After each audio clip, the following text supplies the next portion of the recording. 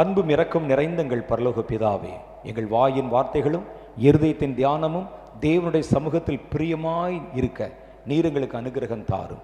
தொடர்ந்து நாங்கள் கற்றுக்கொள்ளத்தக்கதான புதிய சத்தியங்களை நீர் எங்களுக்கு வெளிப்படுத்தும். எல்லா பொறுப்புகளை கர்த்தர் எடுத்துக்கொள்ளும். இயேசுவின் நாமத்திலே எங்கள் ஜெபங்களை ஏற்றுக்கொள்ளும் எங்கள் பிதாவே, ஆமென். மெகிதோ என்பது கடைசி போர். வெளிச்சத்திற்கும் இருளுக்கும் நடக்கப் போகிற போர். தேவன் உலகத்தை மோசம்போக்கின பொல்லாத பிசாசை நேருக்கு நேர் எதிர்த்து அவனை அழிக்கப் போகிற ஒரு யுத்தம். அதை பற்றி தான் நம்ம செய்திகளை வாசித்து கொண்டிருக்கிறோம். இந்த யுத்தத்தில், அந்த யுத்தம் நடக்கிற காலத்தில் உயிரோடு இருக்கிற எல்லா மனிதர்களும் விரும்பினாலும் விரும்பாவிட்டாலும் பங்கு பெற்றே தீர வேண்டும். ஒன்று ஒளியின் பட்சத்தில் நிற்கணும், அல்லது இருளின் பக்கத்தில் நிற்கணும். ஏதோ ஒரு விதத்தில் உலகம் முழுவதும் அந்த போர் வியாபித்து வரப்போகிறது என்று கர்த்தருடைய வேதம் சொல்லுகிறது. அதனால் அந்த யுத்தத்தை பற்றி நம்ம தெளிவாக அறிந்து கொள்ள வேண்டியது நமக்கு அவசியமாய் காண்கிறது. இந்த யுத்தம் வருவதற்கு முன்னால் இன்னைக்கு காலையில் இந்த யுத்தத்தை பற்றின சில செய்திகளை நாம் விளக்கமாக பார்த்து கொண்டு வந்தோம். இந்த யுத்தம் வருவதற்கு முன்னாலேயே கர்த்தருடைய பிள்ளைகளுக்கு யுத்த காலம் ஆரம்பித்து விடுகிறது. அர்மகெதோன் யுத்தம் வர்றதுக்கு முன்னால, ஃபைனல் வார் வர்றதுக்கு முன்னால ஒரு குறிப்பிட்ட காலம் யுத்த காலமாக இருக்கிறது. இஸ்ரவேல் ஜனங்கள் வனாந்திரத்திலே பிரயாணம் செய்த 40 வருஷமும் யுத்த காலம்தான் அவர்களுக்கு. 40 வருஷமும் அவர்கள் தொடர்ந்து யுத்தத்தை சந்தித்தார்கள். அதே மாதிரி மெகிதோ யுத்தம் வருவதற்கு முன்பாக ஒரு குறிப்பிட்ட காலத்திற்கு பேரு யுத்த காலம். அதை கடைசி காலம் என்றும் சொல்லுகிறார்கள். இந்த கடைசி காலத்துல வாழ்கிற நீங்களும் நானும் ஒரு யுத்தத்தை சந்திக்க வேண்டும். தேவனுடைய பிள்ளைகளுக்கு எல்லா காலத்திலும் யுத்தங்கள் எழுதப்பட்டிருக்கிறது. எதிரிகள் தான் வித்தியாசமா இருப்பாங்க. நம்ம எதிர்க்க வேண்டிய, சண்டை போட வேண்டிய, ஜெயிக்க வேண்டிய எதிரிகள் தான் வேற வேற. ஆனா யுத்தம் என்பது எல்லாருக்கும் பொதுவானது. பழைய ஏற்பாட்டில் தேவனுடைய ஜனம் என்று வேறு பிரிக்கப்பட்டவர்கள் அவர்களுக்கு விரோதமாக எதிர்த்து வந்து தேவ ஜனத்தை தொந்தரவு செய்யவும் அழிக்கவும் எத்தனித்த சாத்தானுடைய தூதர்களாக பயன்படுத்தப்பட்ட அண்டை தேசத்து மன்னர்கள், எதிரி தேசத்தின் மன்னர்களோடு நேருக்கு நேர் யுத்தம் கலப்பதற்கு கர்த்தர் அவர்களை அழைத்து அவர்களுடைய கைகளை யுத்தத்திற்கு பழக்குவித்தார். அவங்களுடைய யுத்தம் மாம்சத்தோடு உண்டான யுத்தம், அங்க இருக்கிற ஜாதிகளோட உண்டான யுத்தம், ராஜாக்களோட உண்டான யுத்தம். எழுத்தின்படியே அது ஒரு யுத்தம். புதிய ஏற்பாட்டு காலத்துல இயேசு வந்த பிறகு அவர் தேவ ஜனம் என்று ஒரு கூட்டம் ஜனத்தை வேறு பிரித்தார். அவங்களுக்கு அவர் என்ன சொல்லி கொடுத்தார்னா, உன்னை ஒருவன் ஒரு கன்னத்தில் அறைந்தால் மறு கன்னத்தை காட்டு என்றார். அவர் உங்கள் எதிரிகளை ஆசீர்வதியுங்கள் என்றார். அவர்களை மன்னித்து விடுங்கள், சபிக்க வேண்டாம் என்று சொல்லி கொடுத்தார். அப்படியானால் அவர்களுக்கு யுத்தம் இல்லையா? அவங்களுக்கு வேற எதிரிகளை அவங்க சந்திக்க வேண்டியது இல்லையா? அந்த முதல்ல இருந்த பழைய ஏற்பாட்டு காலத்தில் இருந்த தேவனுடைய ஜனங்கள் கத்தி எடுத்து ரத்தம் சிந்தத்தக்கதான் சண்டை போட்டாங்களே, அது மாதிரி சண்டை இல்லையா? இல்ல. கர்த்தர் அதை ஒழித்து விட்டார். ஒழித்து விட்டு, ஆனா அதற்காக வேறு சண்டைகளே இல்லாம இல்லை, அவர்களுக்கு வேறொரு புதிய யுத்தம் இருந்தது. அவர்கள் தங்கள் சொந்த மாம்சத்தோடு போராடினார்கள். சொந்த மாம்சம் ஆவிக்கு விரோதமாக யுத்தம் செய்தது. இதை நம்ம வேறு விதமாகவும் புரிந்து கொள்ளலாம். தேவனுடைய ஜனங்களை கால காலங்களிலே எதிர்ப்பதற்கு சாத்தான் ஒவ்வொரு விதமான எதிரிகளை எழுப்புகிறான். பழைய ஏற்பாட்டு காலத்துல மனிதர்களை எழுப்பினான். புதிய ஏற்பாட்டு காலத்துல உங்கள் சொந்த மாம்சத்தை எழுப்பினான். அப்படிதான் நம்ம புரிந்து கொள்ள முடியும். அப்ப ஆண்டவர் சொன்னார், இப்போ சாத்தான் இந்த காலத்துல என் ஜனத்தை எதிர்ப்பதற்கு யாரை எழுப்ப போகிறான்? மனிதர்களை. போ, அப்ப நீ கத்தி எடு, சண்டை போடு. உன் மேல அந்த அபிஷேகம் இறங்கணுன்னே கழுதை தாடை எலும்பை வைத்து 3000 பேரை அடிச்சு போடு. அவன் ஜெபம் பண்றான் பாருங்க, ஆண்டவரே என்னை ஒரு விசை நினைத்தருளும். நிறைய ஜனங்கள் இந்த இடத்துல ஆடிட்டோரியத்தில் கூடி இருக்கிறாங்க, இப்ப தள்ளி விட்டா 7000 பேர் செத்து போயிடுவான். இயேசு அதை கேட்டார், அந்த ஜெபத்தை. இப்ப நீங்க ஜெபிச்சா கேட்பாரா? அப்ப ஆண்டவர் இப்ப மாத்திரம் லேசா எனக்கு ஒரு சின்ன பெர்மிஷன் கொடுங்க ஆண்டவரே, நான் இந்த தேசத்துல அது இருக்கிற கொஞ்சம் பேரை புள்ளி வச்சிருக்கிறேன், கதையை முடிக்க வேண்டியிருக்கு. கர்த்தர் கொடுப்பாரா உங்களுக்கு? ஆனா சிம்சோனுக்கு கொடுத்தார். ஏன்னா சாத்தான் அந்த நாட்களிலே மனிதர்களை, இந்த தேவனுடைய ஜனத்தை எதிர்க்கக்கூடிய எதிரிகளை அவன் பயன்படுத்தினான். அப்ப ஆண்டவர் சொன்னார், இப்போ உனக்கு எதிரி, இப்போ நீ எதிர்க்க வேண்டிய சத்துரு மனிதன். அது பக்கத்து தேசமா இருக்கலாம், விருத்த சேதனம் இல்லாதவனா இருக்கலாம், தேவ ஜனத்தை எதிர்க்கிறவனா இருக்கிறான். சாத்தான் அவனைத்தான் பயன்படுத்துகிறான். புதிய ஏற்பாட்டு காலம் வரும்பொழுது சாத்தான் தன் பிளானை மாற்றினான். இனி மனிதர்களை வைத்தல்ல, அவருடைய சொந்த மாம்சத்தை வச்சே தேவனுடைய ஜனத்தை நான் எதிர்க்க வேண்டும். உடனே கர்த்தர் சொன்னார், இந்த முறை அவன் என்ன செய்ய போறான்னு தெரியுமா? மனிதர்களை அல்ல, உன்னுடைய சொந்த மாம்சத்தை எழுப்பி உன்னுடைய அபிஷேகத்தை, வரத்தை, நான் கொடுத்த அழைப்பை இழக்க பண்ணுவதற்காக அதைத்தான் அவன் வெப்பனாக எடுத்து பயன்படுத்த போறான். அப்ப என்ன செய்யணும் ஆண்டவரே? அதோட சண்டை போடு. உன் மாம்சத்தோட, மாம்சத்தின் உணர்வுகளோட, மாம்சத்தில் இருந்து தோன்றுகிற மாம்சத்தின் கிரியைகளோட நீ யுத்தம் செய்யி. மூன்றாவது காலம் வருகிறது. இப்ப ஆண்டவர் சொல்லுகிறார், முதல்ல பிசாசு மனிதனை எடுத்து உன்னை எதிர்க்க வைத்தான். இரண்டாவது காலகட்டத்தில் உன்னுடைய மாம்சத்தை எடுத்து உன் ஆவிக்குரிய வாழ்க்கை எதிர்க்க வைத்தான். இப்ப மூணாவது காலத்தில் பிசாசு என்ன செய்யறான் தெரியுமா? தானே நேரடியாய் களத்திலே வரப்போகிறான். இப்ப என்ன செய்யணும் ஆண்டவரே? இப்போ நீங்க மாம்சத்தோடும் அல்ல, இரத்தத்தோடும் அல்ல, சாத்தானோடு நேருக்கு நேர் சண்டை போடுங்க. அதான் கர்த்தர் நமக்கு சொல்லுகிறார். எப்படி ஆண்டவர்? அப்படிதான். நீ இந்த சாத்தானோடு தான் நீ பழைய ஏற்பாட்டு காலத்துல சண்டை போட்ட. ஆனால் சாத்தான் மறைந்து கொண்டு மனிதர்களை காண்பித்தான். புதிய ஏற்பாட்டு காலத்தில் இந்த சாத்தானோட தான் சண்டை போட்ட. அவன் மறைந்து கொண்டு உன் மாம்சத்தை முன்னால காண்பிச்சான். இப்போ அவைகளை எல்லாவற்றையும் விலக்கிவிட்டு, திரைகளை விலக்கிவிட்டு தானே நேரடியாய் வந்து நிற்க போகிறான். அதனால மாம்சத்தோடும் இரத்தத்தோடும் இனி அல்ல போராட்டம். அதிகாரங்களோடும், துரைத்தனங்களோடும், அந்தகார லோகாதிபதிகளோடும், வானமண்டலத்தில் உள்ள பொல்லாத ஆவிகளின் சேனைகளோடும் உங்களுக்கு போராட்டம் உண்டு. எப்போ? இதை குறித்து நம்ம வாசித்த பொழுது நம்ம சில காரியங்களை வாசித்தோம். இந்த யுத்தம் எப்போ வருகிறது என்ற ஒரு கேள்வி நம்முடைய மனதில் எழும்பிற்று. அந்த கேள்விக்கு விடையாக இந்த யுத்தம் தீங்கு நாட்களிலே உண்டாக போகிறது என்பதை எபிரேயர்களின் நிருபம் 6:13 நம்ம தெரிந்து கொண்டோம். ஆகவே தீங்கு நாளிலே நீங்கள் அவனை எதிர்க்கவும் யாவற்றையும் செய்து முடித்தவர்களாய் நிற்கவும் தக்கதாக தேவனுடைய சர்வாயுத வர்க்கத்தை எடுத்துக்கொள்ளுங்கள் என்று பவுல் நமக்கு சொன்னார். அப்ப இந்த போர் எப்ப நடக்கும் என்ற கால குறிப்பை சொல்லுகிறார்.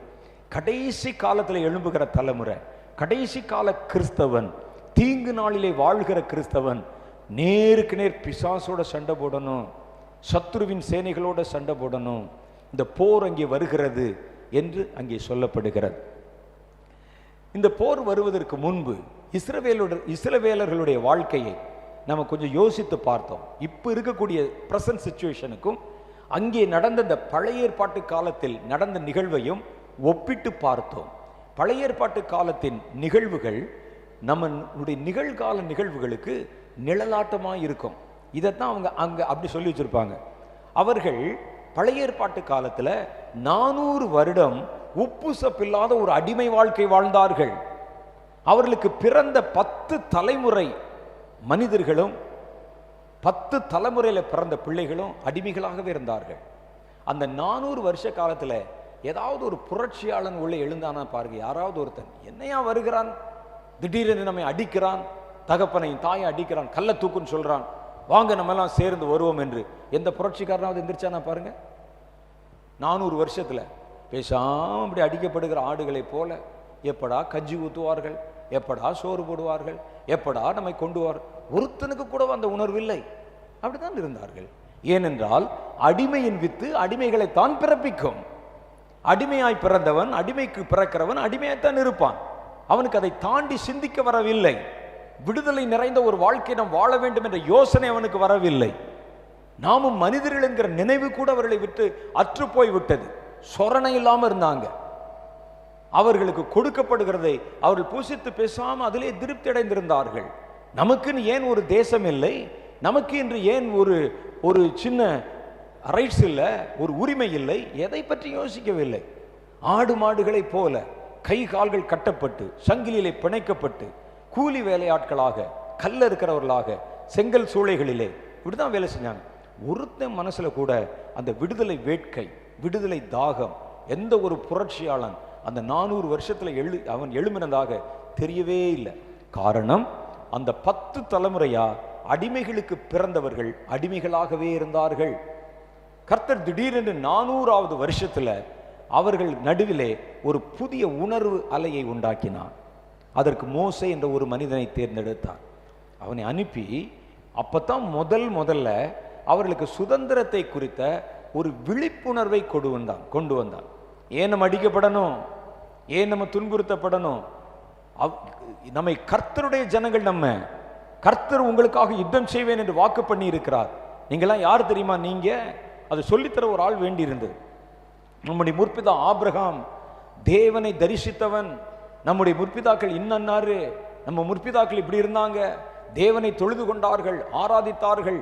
யாக்கோபு தேவனை தரிசித்தான். அவனுடைய பிள்ளைகள் நம்ம 12 கோத்திரத்தார் இங்க அடிக்கப்பட்டிருக்கிறோம், வேதனைப்படுகிறோம். நமக்குன்னு ஒரு சொந்த தேசம் இருக்கிறது. இவர்களெல்லாம் அந்நியர்களை போல, பரதேசிகளை போல வந்து வனாந்திரத்திலே காட்டுவாசிகளாக இருந்த காலத்துல நம்ம கர்த்தருடைய ஜனமாய் வாழ்ந்து கொண்டிருந்தோம். நம்முடைய அடையாளத்தை இழந்து விட்டோம். மறுபடியும் அதை திரும்ப கொண்டு வரணும். நம்ம எவ்வளவு பலவான்களாய் வாழ்ந்தோம், பலவான்களாய் இந்த தேசத்துல இருந்தோம். கர்த்தர் நம்மை அழைத்திருந்தார், கர்த்தர் நம்ம கூட பேசினார். மறுபடியும் அதே நிலைக்கு உங்களை கொண்டு வர விரும்புகிறார்னு ஒரு புது விதையை கொண்டு வந்து போட்டார் அந்த ஆளு. அப்பதான் கொஞ்சம் யோசிச்சாங்க, ஆமா உண்மை தானே, நம்ம இந்த பூமியில எப்படி தேவனுடைய ஜனமாய் கம்பீரமாய் வாழ்ந்திருந்தோம். நம்முடைய முற்பிதாக்களை குறித்த செய்திகளை நம்ம செவி வழியாய் கேட்டிருந்தோம். அவர்கள் எவ்வளவு பலவான்களாய் இருந்தார்கள். இன்னைக்கு அதே மாதிரி தான் உங்க நடுவில் விதை போட்டுக்கிட்டு இருக்கிறேன் நான். உங்கள் முன்னால் இருந்த முற்பிதாக்கள் எப்படி இருந்தாங்கன்னு தெரியுமா உங்களுக்கு? அவர்கள் வீதியிலே நடந்த பொழுது நிழல் பட்டு சுகமடைந்தார்கள். அவர்கள் இயேசுக்கென்று இரத்தம் சிந்த துணிந்தார்கள். அவர்கள் கர்த்தருக்கென்று பெரிய காரியங்களை சாதித்து தேவனுக்கு கனி கொடுத்தார்கள். ஆரம்ப நிலை கிறிஸ்தவர்கள். இன்னைக்கு நமக்கு எல்லாம் மறந்து போச்சு. அப்படியே ஒரு ரொட்டீன் லைஃப்ல வருஷம் வருஷம் வருஷம் காலங்கள் தாண்டி ஒரு 20-30 தலைமுறையாக நம்ம அப்படியே உட்கார்ந்து காத்து கொண்டு இருக்கிறோம். நம்ம 2000 வருடம், ஒரு 200 தலைமுறை தாண்டி வரைக்கும் அப்படியே நம்ம தேமே என்று அமர்ந்து இருக்கிறோம். மறுபடி நம்ம சிந்தித்து பார்க்கிறோம், இந்த துவக்க காலத்தில் என்னுடைய முற்பிதாக்கள் எப்படி இருந்தார்கள்? நம்மை துவக்கின, இந்த ஓட்டத்தை துவக்கின முற்பிதாக்கள். பேதுரு எப்படி இருந்தார்? யோவான் எப்படி இருந்தார்? பவுல் எப்படி இருந்தார்? ஏன் இன்னைக்கு நம்ம பார்க்கிற எந்த ஊழியக்காரனும் அப்படி இல்லை. நமக்குள்ள ஒரு விதை விழுகிறது, அந்த ஒரு உணர்வு நமக்குள்ளே வருகிறது. மோசே அப்படித்தான் செய்தான். அந்த ஜனங்களுக்குள்ளே அந்த ஒரு உணர்வை கொடுத்தான். நீங்கள் அடிக்கப்படுவதற்கும் துன்புறுத்தப்படுவதற்கும் மிருகங்களைப் போல நடத்தப்படுவதற்கும் கர்த்தர் உன்னை அழைக்கவில்லை. நீ இனிமே எழுந்து தேசத்தை சுதந்திரித்துக் கொள்ள வேண்டிய நேரம் வந்து விட்டது. கர்த்தர் உனக்கு தேசத்தை கொடுக்க அவர் வைத்திருந்த ஒரு காலகட்டத்துக்குள்ளே வந்துட்ட. இனிமே நீ எங்கே இருக்கக்கூடாது என்று அந்த விழிப்புணர்வு அவனுக்கு தோன்றின உடனே அவர் மூலம் தேவன் செய்த அடையாளங்களை கண்டு, அற்புதங்களை கண்டு கொஞ்சம் கொஞ்சமாய் இவர்கள் மனமாற்றம் அடைந்தார்கள். தேவன் எகிப்திலே அற்புதம் செய்தது பார்வோனை மிரட்டுறதுக்கு இல்லை, தான் வழி நடத்த வேண்டிய தன்னுடைய ஜனங்களை பக்குவப்படுத்துவதற்கு. தன்னை அழைத்த தேவன் யார் என்பதை அவர்கள் புரிந்து கொண்டார்கள். இவர் நம்பி போகலாம் யா, அவர் எல்லா காரியங்களிலும் நமக்கு ஒரு பெரிய ஜெயத்தை தந்து விடுவார் என்று கர்த்தர் மேல் நம்பிக்கை வைத்தார்கள். அப்பதான் கர்த்தர் அவர்களை இதுவரைக்கும் இருந்த வேலையை மாற்றி அவர்களை கர்த்தர் அந்த இடத்திலிருந்து வெளியே புறப்பட பண்ணி வனாந்திரத்துக்குள்ளே கொண்டு வந்தார். இதுவரைக்கும் ஆளோட்டிகளை கண்டு பயந்த அவர்கள், மனிதர்களை கண்டு பயந்த அவர்கள், அதிகாரங்களை கண்டு பயந்த அவர்கள் கத்தி எடுத்து சண்டை போட வேண்டிய ஒரு சூழ்நிலை. கர்த்தர் அவர்களை உள்ளே இறக்கி விட்டுட்டார். இனி என்ன செய்வது? போய் சண்டை போடு. சண்டை போட ஆரம்பித்த உடனே அவர்களுக்கு கர்த்தர் ஜெயத்தை கொடுக்க கொடுக்க நான் ஒரு யுத்த புருஷன் என்பதை புரிந்து கொண்டார்கள். இந்த வனாந்தரத்தில் அவர்களுக்கு பிள்ளைகள் பிறந்தார்கள். இவர்கள் அடிமைக்கு பிறந்த பிள்ளைகள் அல்ல, யுத்த வீரர்களுக்கு பிறந்த பிள்ளைகள். ஆகவே அவர்கள் யுத்த வீரர்களாய் பிறந்தார்கள். அவர்கள் பிறந்த பொழுது தாங்கள் பார்த்த தகப்பனையும் தாயையும் சண்டை போடுகிற யுத்த வீரர்களாய் பார்த்தார்கள். ஆனா அதுக்கு முன்னால பிறந்தவர்கள் எகிப்துல பிறந்த பொழுது தன் தகப்பனும் தாயும் கல்லு சுமக்கிறவங்களா பார்த்தாங்க. கஞ்சிக்கு போய் தன்னுடைய அந்த கிண்ணத்தை ஏந்தி கொண்டிருக்கிறவர்களாய் பார்த்தாங்க. கை கால்களிலே விலங்கி ஏறினவர்களாய் பார்த்தாங்க. அதை பார்த்து தாங்களும் இனி இப்படித்தான் இருக்க வேண்டும் என்பதை கற்றுக்கொண்டார்கள். ஆனா வனாந்தரத்தில் பிறந்தவன் அப்படி அல்ல. தன்னுடைய தகப்பனும் தாயும் போராடுகிறதை பார்த்தார்கள், எதிர்க்கிறவர்களை ஜெயிக்கிறதை பார்த்தார்கள். கர்த்தருடைய பலத்தை கொண்டு அவர்கள் பெரிய காரியங்களை சாதிக்கிறதை பார்த்தாங்க. பிறந்து கண் திறந்து பார்க்கும் பொழுது சண்டையை பார்த்தான். அவனுக்குள்ளே அந்த யுத்த வீரம், யுத்த வைராகியம், பலம், அடிமைத்தலைகள் அறுக்கப்பட்டு ஒரு புதிய சந்ததி காட்டில் பிறந்தது. கர்த்தர் பாருங்க, 40 வருஷம் வனாந்தரத்திலே வழி நடந்து அவர்கள் கடைசி நிமிஷத்திலே சந்தித்த அந்த யுத்த களத்தை, கானான் யுத்தத்தில் 40 வருஷம் வனாந்தரத்திலே பிறந்த புதிய தலைமுறையை கொண்டு கர்த்தர் அந்த யுத்தத்தை நடத்தினார். கொஞ்சம் பேர் மாத்திரம்தான், அந்த பழைய தலைமுறையை சேர்ந்தவங்க, காட்டில் சண்டை போட்டு வந்தவங்கள கொஞ்சம் பேர் மாத்திரம்தான் மிச்சமாக இருந்தாங்க. ஆனால் அதில் இருக்கக்கூடிய 98% பேர் 98% பேர் வனாந்திரத்திலே யுத்த புருஷருக்கு பிறந்த யுத்த வீரர்களாக இருந்தார்கள். அதே நிலைமை தான் இன்னைக்கு. ஒரு காலத்திலே நம்முடைய முற்பிதாக்கள் தேவனோடு சஞ்சரித்து ஊழியம் செஞ்சாங்க. நான் நம்முடைய முற்பிதாக்கள் என்று சொல்வது ஆபிரகாமை அல்ல, ஈசாக்கை அல்ல. புதிய ஏற்பாட்டில் நம்முடைய முற்பிதாக்கள் ஒரு யோவான், ஒரு பேதுரு, ஒரு அந்திரேயா, ஒரு பிலிப்பு, ஒரு பவுல், அவர்களை பாருங்கள். ஒரு துவக்க காலத்தில் நெருப்பாயிருந்தார்கள், ஒவ்வொருவரும் அக்னியாயிருந்தாங்க, புறப்பட்டு போனார்கள், எதை பார்த்தும் பயப்படவில்லை, கர்த்தருடைய ஊழியத்தை வைராக்கியமாய் நிறைவேற்றினார்கள். கர்த்தருக்கென்றுதான் நம்ம வாழணும் என்கிற ஒரு பெரிய சித்தாந்தத்தை கொண்டிருந்தார்கள். உயிரை கொடுக்கவும் துணிந்திருந்தார்கள். அவர்கள் பயப்படவில்லை. கை விலங்குகளால் கட்டப்பட்டார்கள், பயப்படல. அப்பவும் துதித்து பாடினார்கள். சிறைச்சாலையில் அடைக்கப்பட்ட பொழுது பயப்படல. கதவுகள் திறக்கும்படிக்கு அவர்கள் ஜெபித்தார்கள். அவர்கள் நடந்த பொழுது நிழல் பட்டு அற்புதம் நடந்தது. பிசாசுகள் அலறி ஓடியது. அப்படிதான் ஆரம்பிச்சோம். தேவனோடு நடந்தாங்க, தேவனோடு சஞ்சரித்தாங்க, தேவனோடு பேசினார்கள். அடுத்து எங்கே ஊழியம் செய்ய வேண்டும் என்பதை கூட கர்த்தர் அவர்களுக்கு தரிசனத்தில் வெளிப்படுத்தினார். அவர்களுக்கு பிறகு வந்த காலத்தில் தேவனுடைய ஜனம் என்று அழைக்கப்பட்ட கிறிஸ்தவர்கள் ஏதோ ஒரு அடிமைத்தனத்துக்குள்ள போய் சிக்கிட்டாங்க. ஒரு நிர்வாகம், நிறுவனம், அது ஒரு அமைப்பு, ஒரு சொசைட்டி அப்படின்னு ஒரு அமைப்புக்குள்ள போய் சிக்கி கொண்டார்கள். பிராண்டு அவர்கள் மேல் கொடுக்கப்பட்டது. தேவனுடைய ஊழியத்தை ஒரு நிறுவனமாய் மாற்றி கொண்டார்கள்.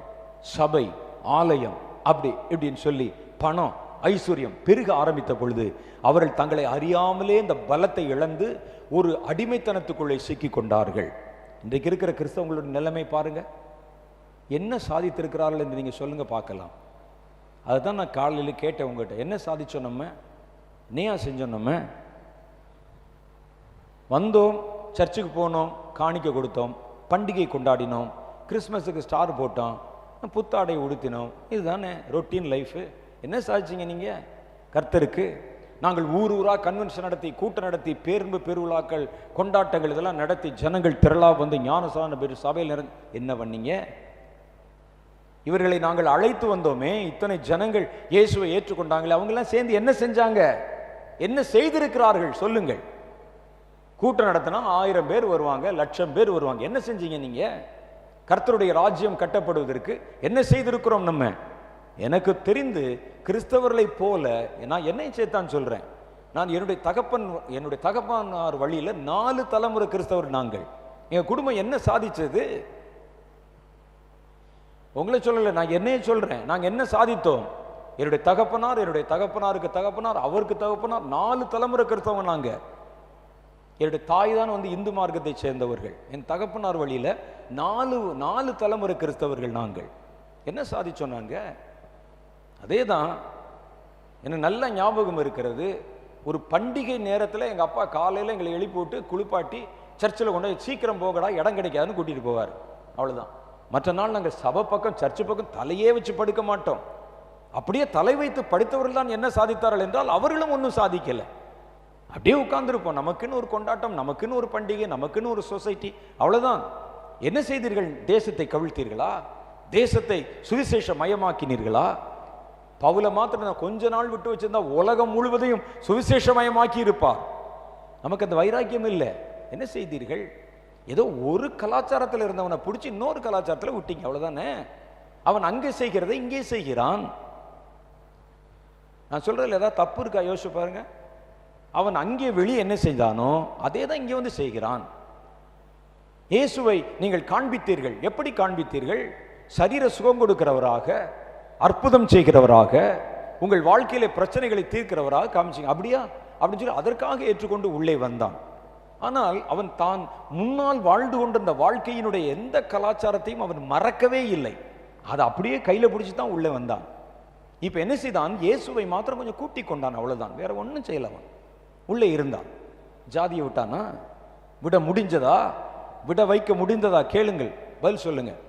அப்ப ஜாதியிலே இருக்கிறவனை போய் சந்தித்து இது கொண்டு வந்து அவனை அப்பவும் அவனை ஜாதிக்குள்ளே வச்சிருந்தா இந்த கிறிஸ்தவ மார்க்கத்தை வைத்து நீங்கள் என்னதான் சாதித்திருக்கிறீர்கள்? அதை கூட நம்மளால நீக்க முடியலையே ஐயா.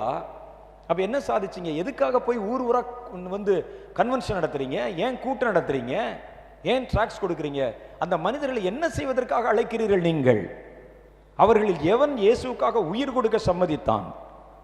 நான் என்னுடைய 40 வருஷ ஊழிய அனுபவத்தில் 39 வருஷம் கர்த்தருடைய ஊழி செஞ்சிருக்கிறேன். நான் வெட்கத்தோடு ஒரு காரியத்தை சொல்றேன். கிறிஸ்தவர்களை மாதிரி சுயநலம் பிடித்தவர்கள் நீங்க பார்க்கவே முடியாது. அவனுக்கு எதை பத்தியும் கவலை இல்லை. நம்ம சுத்தி சமுதாயத்தில் என்ன நடக்கிறது கவலைப்பட மாட்டான். வெளியே என்ன நடக்கிறது கவலைப்பட மாட்டான். எங்களை தொடுகிற வரைக்கும் நாங்க பேசாம அமைதலாக இருப்போம். அவ்வளவுதான். போவோம் வருவோம், பேசாம உள்ளுக்குள்ளே இருப்போம். ஏதாவது வெளியே சலசலப்பு கேட்டால் பதுக்கிக் கொள்ளுவோம். நாங்கள் சத்தம் கூட காட்ட மாட்டோம். எதற்கு? இப்படிப்பட்ட ஒரு தலைமுறை உருவாக்குவதற்காக நீங்கள் ஊரெல்லாம் சுற்றி திரிந்தீர்கள். பவுல் ஊரெல்லாம் சுற்றி திரிந்தால் நியாயம் இருக்கிறது ஐயா. அவன் சீஷனை உருவாக்கினான். இன்றைக்கு யார் சீஷனை உருவாக்கும்படிக்கு சுற்றி திரிகிறீங்க? விசுவாசிகளை உருவாக்குகிறோம், மெம்பர்ஸ் உருவாக்குகிறோம், நம்முடைய இனத்தாரை ஜாதிகளை உருவாக்குகிறோம். சீஷனை எங்க போய் நீங்க தேடினீங்க? சீஷர்கள் எங்கே? சீஷர்கள் இருந்திருந்தா அன்னைக்கு வேற மாதிரி வேற லெவலில் போயிருப்போம். ஒரு நீண்ட ஒரு தூக்கத்தின் காலம், ஒரு அடிமைத்தனத்தின் காலம், ஒரு நித்திரை மயக்கத்தின் காலம் 2000 வருஷமா சபைகளை பிடித்து மூடி இருக்கிறது. கர்த்தர் பேசாம பார்த்து கொண்டே இருந்தார். 400 வருடம் அவர்கள் அடிமைகளாக இருந்த பொழுது கர்த்தர் அவர்களை பாராதிருந்தவர் போல காலம் வந்த பொழுது கர்த்தர் இப்பொழுது நமக்கு ஒரு அழைப்பு கொடுக்கிறார். இதற்காக நான் உன்னை அழைக்கவில்லை, உறங்கி கிடக்கவும் உண்டு பிழைக்கவும் நான் உன்னை தேர்வு செய்யவில்லை, அதற்காக உன்னை அபிஷேகிக்கவில்லை, அதற்காக ஆலயங்களை நான் எழுப்பவும் இல்லை, அதற்காக உனக்கு ரத்தம் சிந்தவும் இல்லை. ஒன்றிலிருந்து கொண்டு வந்து உன்னை வேறொரு இடத்துல கட்டுவதற்காக அல்ல, உன்னை கட்டவிழ்ப்பதற்காகவும் எனக்கென்று எழும்பி பிரகாசிப்பதற்காகவும் என் சித்தத்தை நிறைவேற்றுவதற்காக. இப்ப நம்ம விழித்துக் கொள்ள வேண்டிய பருவம், விழிக்க வேண்டிய காலம். இனி நமக்கு அந்த உறக்க நிலை கிறிஸ்தவம் வேண்டாம். ஒரு கலாச்சாரத்திலிருந்து இன்னொரு கலாச்சாரத்திலே கொண்டு வந்து கட்டப்படுகிற அடிமைத்தன வாழ்க்கை நமக்கு வேண்டாம். அதுதான் கர்த்தர் நமக்கு சொல்றார். அடிமைத்தன வாழ்க்கை என்ன சாதித்து விட்டோம்? நம்ம வந்து வேற மதத்தில் இருந்த போது எப்படி இருந்தோம் அதே தானே இங்கே இருக்கிறோம். நமக்கு நாமே வாழ்ந்து கொண்டிருக்கிறோம். என்ன சாதித்து விட்டோம்? நம்ம ஒன்றும் செய்யவில்லை. கர்த்தர் சொல்லுகிறார், இனி நீ எழும்பணும், புறப்படணும், செங்கடலை பிளக்கணும், நான் உனக்கு தருகிற புதிய மார்க்கத்திலே புதிய பாதையிலே கடந்து வரணும். உன்னை எதிர்க்கிற உலகத்தை மோசம் போக்கின பொல்லாத பிசாசின் சேனையை முகமுகமாய் நீ சந்திக்கணும். மாம்சத்தோடும் இரத்தத்தோடும் இனி உனக்கு போரல்ல. உறங்கி கிடக்கிற கிறிஸ்தவனே, அதிகாரங்களோடும் துரைத்தனங்களோடும் அந்தகார லோகாதிபதிகளோடும் வானமண்டலத்தின் பொல்லாத ஆவிகளின் சேனைகளோடும் உனக்கு ஒரு போராட்டத்தை வைத்திருக்கிறேன். அந்த போராட்டத்தை ஆரம்பிச்சு நீ போராட போராட போராட போராட உன் மூலம் ஒரு யௌவன சந்ததி தோன்றும். உன் ஊழியத்தின் மூலம் ஒரு புது தலைமுறை பிறக்கும். அவர்கள் அங்கே ஒரு கலாச்சாரத்திலிருந்து அப்படியே பிரித்தெடுக்கப்பட்டு இன்னொரு கலாச்சாரத்தில் கட்டப்படுகிறவர்கள் அல்ல, கர்த்தருக்கென்று கனி கொடுக்கிறவர்கள், மரிக்க துணிந்தவர்கள், விசுவாச வீரர்கள், உலகத்தை ஜெயிக்க போகிறவர்கள்.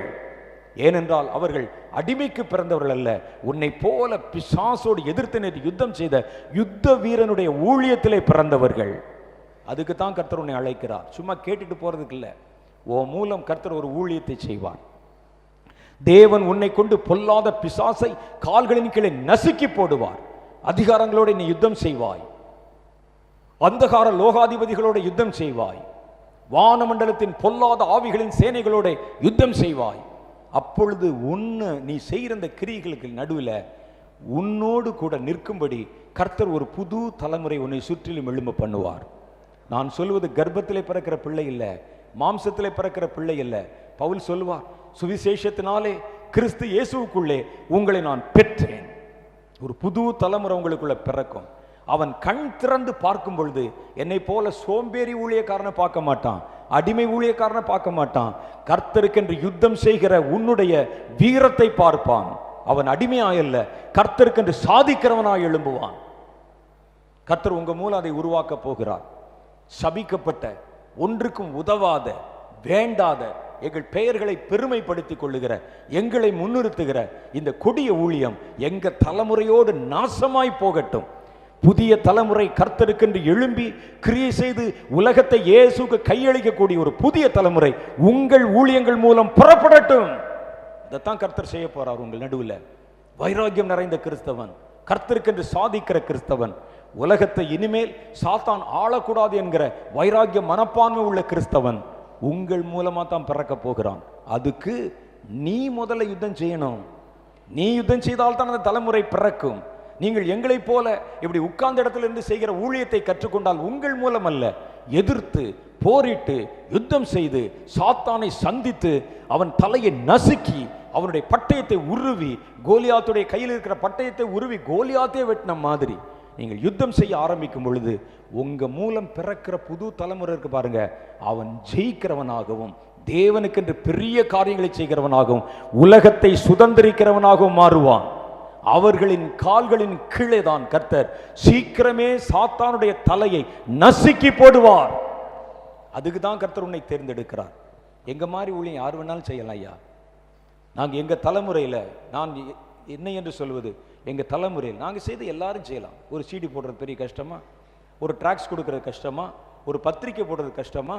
இல்ல, இதெல்லாம் எங்களோட போகட்டும். நீங்கள் அதற்கு அழைக்கப்படவில்லை. உங்கள் மூலம் ஒரு புது தலைமுறை வரும்.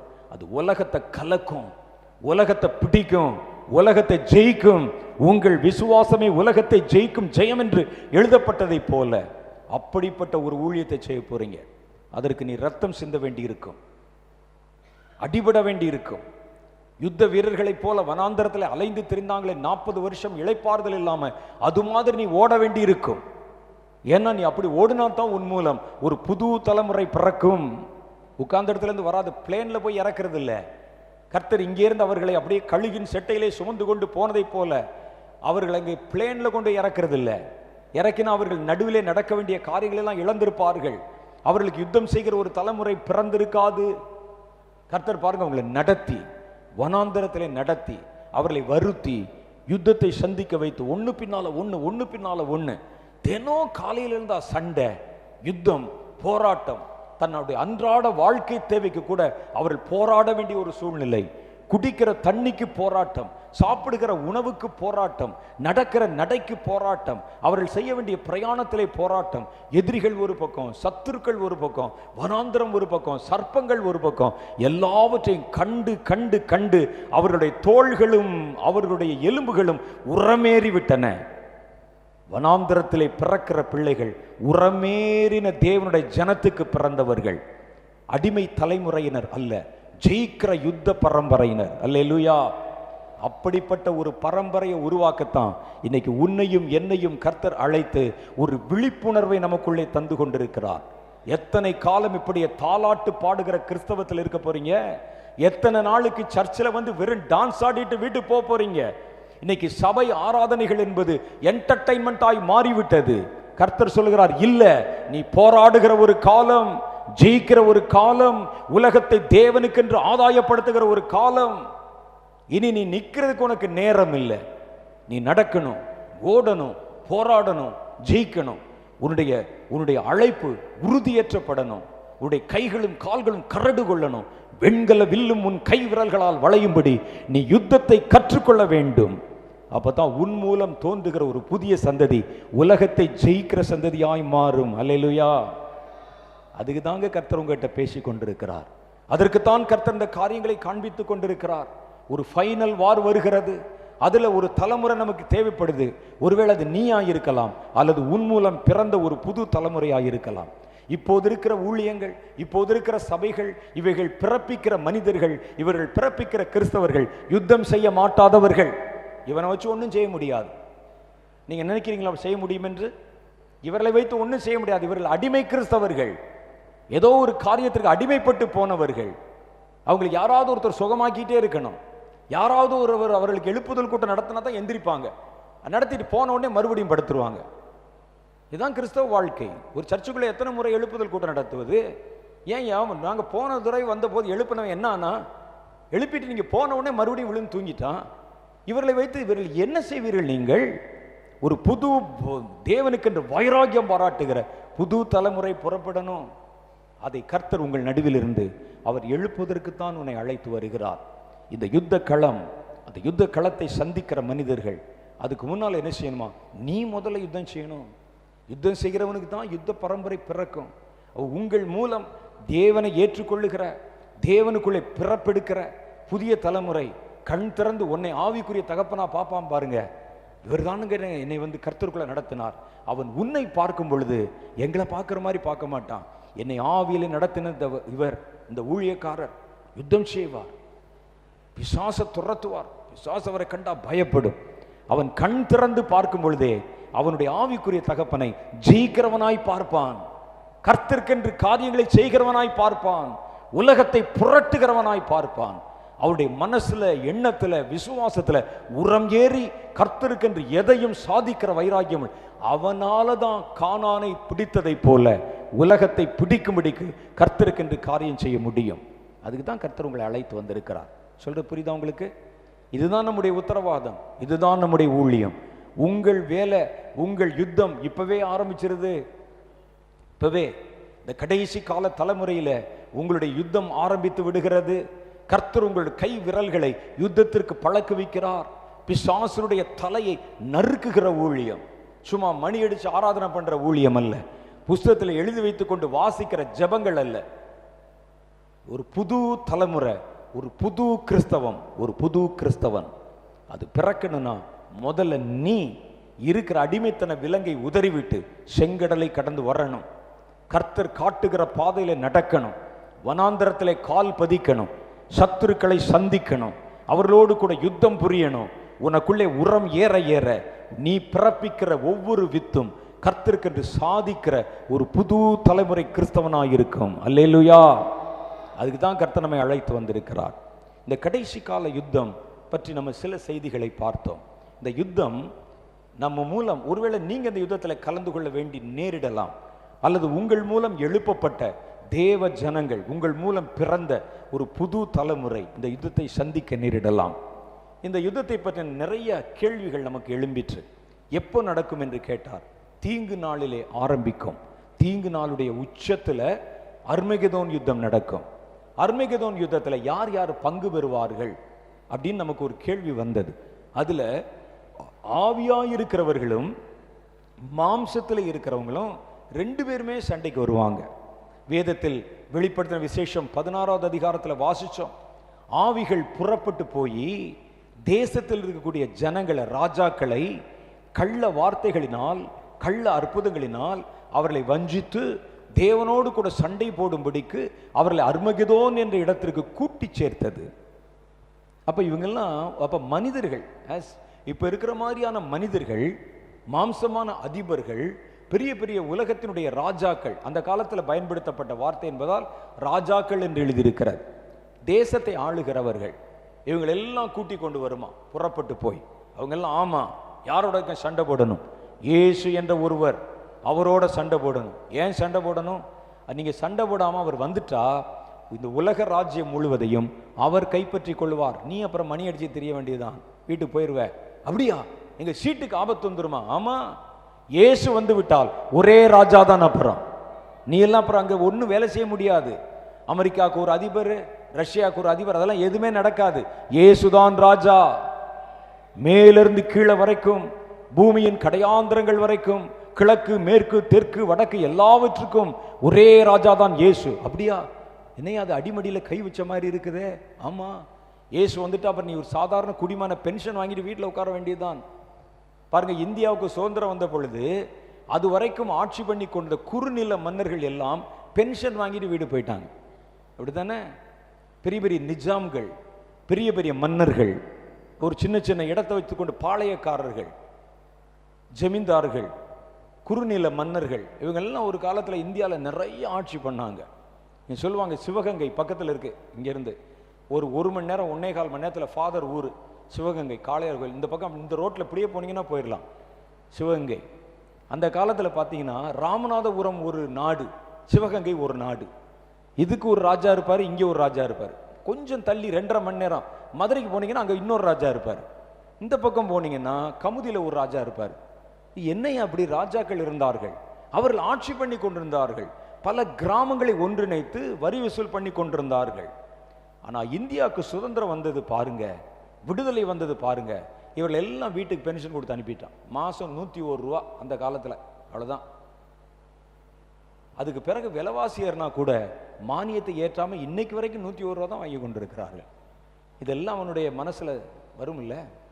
இயேசு ராஜா வந்து விட்டால் அமெரிக்காவின் அதிபர் பென்ஷன் வாங்கணும், ரஷ்யாவின் அதிபர் பென்ஷன் வாங்கணும். பேங்க்ல போய் வந்துருச்சாங்க பணம், போச்சு, எல்லாத்துக்கும் வேலை போயிடும். பிசாசத்தை சொன்னோன்னு யோசிப்பான். அவர் நல்லவரோ கெட்டவரோ அதெல்லாம் அப்புறம். எங்க அடிமடியில் கையை வச்சு நாங்கள் உட்கார்ற சீட்டுக்கு வேட்டு வைக்கிறாரு பாருங்க, வாங்க சண்டைக்கு போவோம் என்று வருவார்கள்.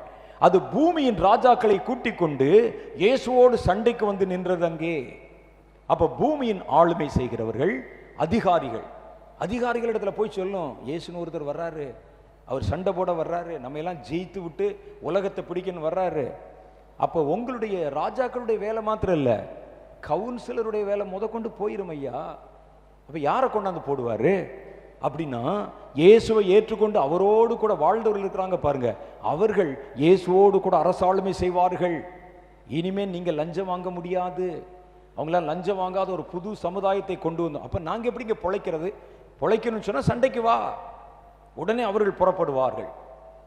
சின்ன சின்ன அதிகாரிகள் முதற்கொண்டு, சின்ன சின்ன தலைவர்கள் முதற்கொண்டு, ஆளுமை செய்கிறவர்கள், அதிகாரத்தில் இருக்கிறவர்கள் வருவாங்க. வியாபாரிகளிடத்துல போய் சொல்லும் இந்த ஆவி, வியாபாரம் பண்ணுகிற இனிமேல் நீங்கள் கொள்ளை லாபம் அடிக்க முடியாது. கார்பரேட் நிறுவனங்களை வைத்துக்கொண்டு சின்ன வியாபாரிகளை அடிச்சு ஒலையில போட்டு நீ மாத்திரம் அப்படியே போய் கொண்டிருக்க முடியாது. பேங்க்ல அவங்க எல்லாம் கொண்டாந்து டெபாசிட் பண்ணி பணத்தை வைக்க ஒரே நாளில் கடன் என்ற பேரில் வாங்கி கொண்டு வேற நாட்டுக்கு ஓட முடியாது. என்ன செய்யணும்? இயேசுவோட சண்டைக்கு போடு, இல்லாவிட்டால் உனக்கு உடைய அடிமடியிலே கை வைத்து விடுவார். வியாபாரிகள் கூடிக்கொண்டார்கள். அப்ப யாரு? உலகத்தினுடைய பெரிய ஐஸ்வர்யவான்கள், வியாபாரிகள், அதிகாரம் உள்ளவர்கள், ஆளுமை செய்கிறவர்கள், ராஜாக்கள், இதெல்லாம் மாம்சமான மனிதர்கள். அவர்களுக்கு இயேசுவின் வருகையினால நஷ்டம் இருக்கிறது. இயேசு வந்துட்டார்னா அந்த பாவத்தை செய்ய முடியாது, ஊர் அடிச்சு ஒலையில போட முடியாது, லஞ்சம் வாங்க முடியாது, மனிதர்கள் மேல் தங்களை உயர்த்தி கொண்டிருக்க முடியாது. இவர்கள் எல்லாம் திரட்டி கொண்டு வந்து நின்றது அதிகாரத்தில் இருக்கிறவங்க. இந்த பக்கத்தில் இவர்களோடு கூட சேர்ந்து நம்ம எப்படிங்க அவரோட சண்டை போடுறதுன்னு சொன்ன உடனே பிசாசு பின்னால நாங்க நிக்கிறோம், நாங்கள் நின்று உன்னோடு கூட நாங்கள் யுத்தம் செய்ய போகிறோம் அப்படின்னு அந்த அர்மகெதோன் யுத்தத்தில் ஒரு பட்டியல் சொல்லுகிறேன் பாருங்க. பூமியின் ராஜாக்கள், பூமியின் பெரிய அதிகாரிகள், இதெல்லாம் மாம்சமா இருக்கிற ஆட்கள், உலகத்தில் உயிரோட வாழ்கிற மனிதர்கள், பூமியினுடைய ராஜாக்கள், அவருடைய படை வீரர்கள் எல்லாத்தையும் கூட்டிட்டு வந்துடுவான். இது வரைக்கும் சேர்த்து வச்ச ஆயுதங்கள் எல்லாம் கொண்டு வந்து ஒரே அடிச்சுட்டு போயிடுவோன்னு சொல்லி பெரிய பெரிய மன்னர்கள், பெரிய பெரிய அதிகாரம் உள்ளவர்கள், அப்புறம் பெரிய வியாபாரிகள், பெரிய பணக்காரர்கள், உலகத்தை தன் கட்டுப்பாட்டில் வைத்துக்கொள்ள நினைக்கிற பெரிய பெரிய நிறுவன தலைவர்கள், விஞ்ஞானிகள், இவங்க எல்லாம் வந்து ஒரு பெரிய பக்கத்தில் கூட்டத்தில் வந்து நின்று கொண்டிருப்பார்கள். ஒரு பக்கத்தில் சொல்லுங்க அடிச்சிடலாம். இதுல ஸ்பிரிச்சுவல் ஃபார்மேட்ல இருக்கிறவங்க வானமண்டலத்தின் பொல்லாத ஆவிகள், பூமியின் ஆவிகள், உலகத்தின் பிரபஞ்சத்தின் ஆவிகள், பாதாளத்திலிருந்து ஏறி வருகிற கொடிய ஆவிகள், அந்தி கிறிஸ்துவின் ஆவிகள், இதெல்லாம் ஸ்பிரிட்ல வந்து நிற்கும். அந்த இடத்துல எதிர் அணியிலே சண்டைக்குல யுத்த களத்தில் இயேசு, அவரோடு கூட பரிசுத்தவான்கள், அவங்க எல்லாம் எப்படி இருப்பாங்கன்னு கேட்டா யுத்த உடை தரித்தல்ல, வெள்ளை ஆடை தரித்து.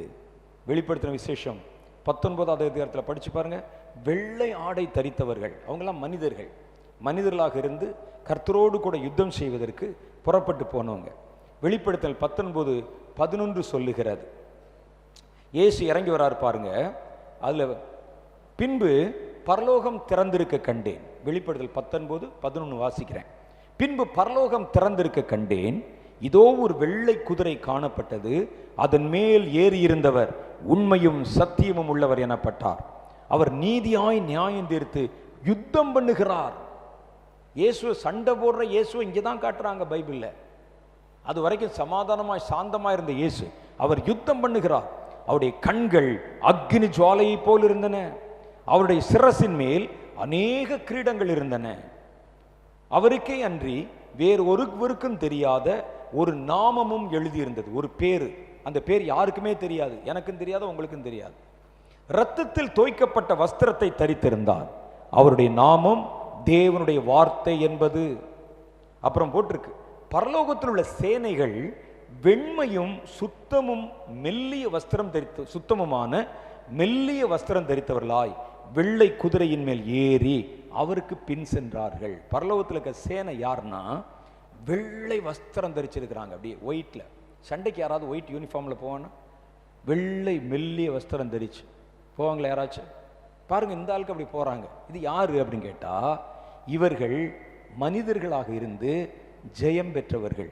வெளிப்படுத்தின விசேஷம் 3வது அதிகாரத்தில் சொல்லுகிறது, சிமிர்னா சபை தூதனுக்கு அவர் சொல்லுகிறார், யாருக்கு இந்த வெள்ளை வஸ்திரம்? இது தேவதூதர்கள் அல்ல.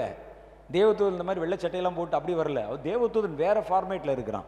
இவர்கள் யார்? இந்த வெள்ளை குதிரையில் ஏறி வருகிறவர்கள் என்றால் வெண் வஸ்திரம் தரித்திருந்தார்கள். வெளிப்படுத்தின விசேஷம் 3வது அதிகாரத்தில் படிச்சு பாருங்க. தன் வஸ்திரத்தை கரைபடித்து கொள்ளாதவர்களுக்கு பரலோகத்தில் வரும்பொழுது வெண்மையான வஸ்திரம் கொடுக்கப்படும் என்று எழுதியிருக்கிறது. வெளிப்படுத்தின விசேஷம் 6வது அதிகாரத்தில் இரத்த சாட்சிகள், இரத்த சாட்சியாய் மரித்து பரலோகத்தில் எடுத்துக்கொள்ளப்பட்டவர்கள், அவர்கள் பாதி நித்திரையிலே எழுப்பப்பட்டு அவர்கள் அணிந்து கொள்ள வெள்ளை வஸ்திரம் கொடுக்கப்பட்டது. வெளிப்படுத்தின விசேஷம் 6வது அதிகாரம். அவர்களுக்கு வெள்ளை வஸ்திரத்தை கர்த்தர் கொடுத்தார். அப்ப இரத்த சாட்சியாய் மரித்து போனவங்க ஏன் அவர்களை எழுப்பி, நித்திரையில் இருந்தவர்களை எழுப்பி ஏன் வெள்ளை வஸ்திரம் தரிக்கணும்னா, ராஜா யுத்தத்துக்கு புறப்பட போறார், நீங்களாம் வரணும். ஜெயம் பெற்று பரலோகத்துக்கு போனவன், இரத்த சாட்சியை மரித்து பரலோகத்தில் இருக்கிறவன் அங்கிருந்து இறங்கி வருகிறார்கள் சண்டைக்கு. அவங்க தான் இந்த வெள்ளை வஸ்திரம் தரித்தவர்கள். மனிதர்களாக இருந்து தேவனுடைய சேனையிலே கிரியை செய்யும்படிக்கு போனவங்க ஒரு கூட்டம். உயிர் உள்ளவர்களாகிய நம்மளெல்லாம் கர்த்தர் கூடுவார், வாயா நீ எல்லாம், நம்ம எல்லாம் போய் இந்த மாம்சத்தோட போய் அங்கே நிற்போம். நாம் இருக்கிற இடத்துல இந்த சண்டை வரும், அந்த சண்டையை நம்ம எதிர்கொள்ளுவோம். இதை தாண்டி கர்த்தருடைய சேனையிலே மிகாவேல் என்று ஒரு பெரிய தூதன் வந்து நிற்பான். அந்த நாட்களில் நான் அவர்களுக்காக மிகாவேலை அனுப்புவேன். வெளிப்படுத்தின விசேஷம் 10வது அதிகாரத்தில் படிச்சா மிகாவேலுடைய தோற்றத்தை பற்றி எழுதியிருக்கிறாங்க. அவன் இறங்கி ஒரு கால கடல்லையும் ஒரு கால நிலத்திலையும் வைத்துக் கொண்டு நின்றான். சிங்கத்தை போல கர்ஜித்தான். அவன் பேசும் பொழுது மின்னல்களும் இடிகளும் புறப்பட்டது. பராக்கிரம் நிறைந்த ஒரு தேவதூதன். அவனுக்கு பின்னால யுத்தம் செய்கிற தேவதூதர் கூட்டம், பெரிய கூட்டம் பட்டயத்தோட இயேசுவின் பின்னால் நிற்கிறாங்க.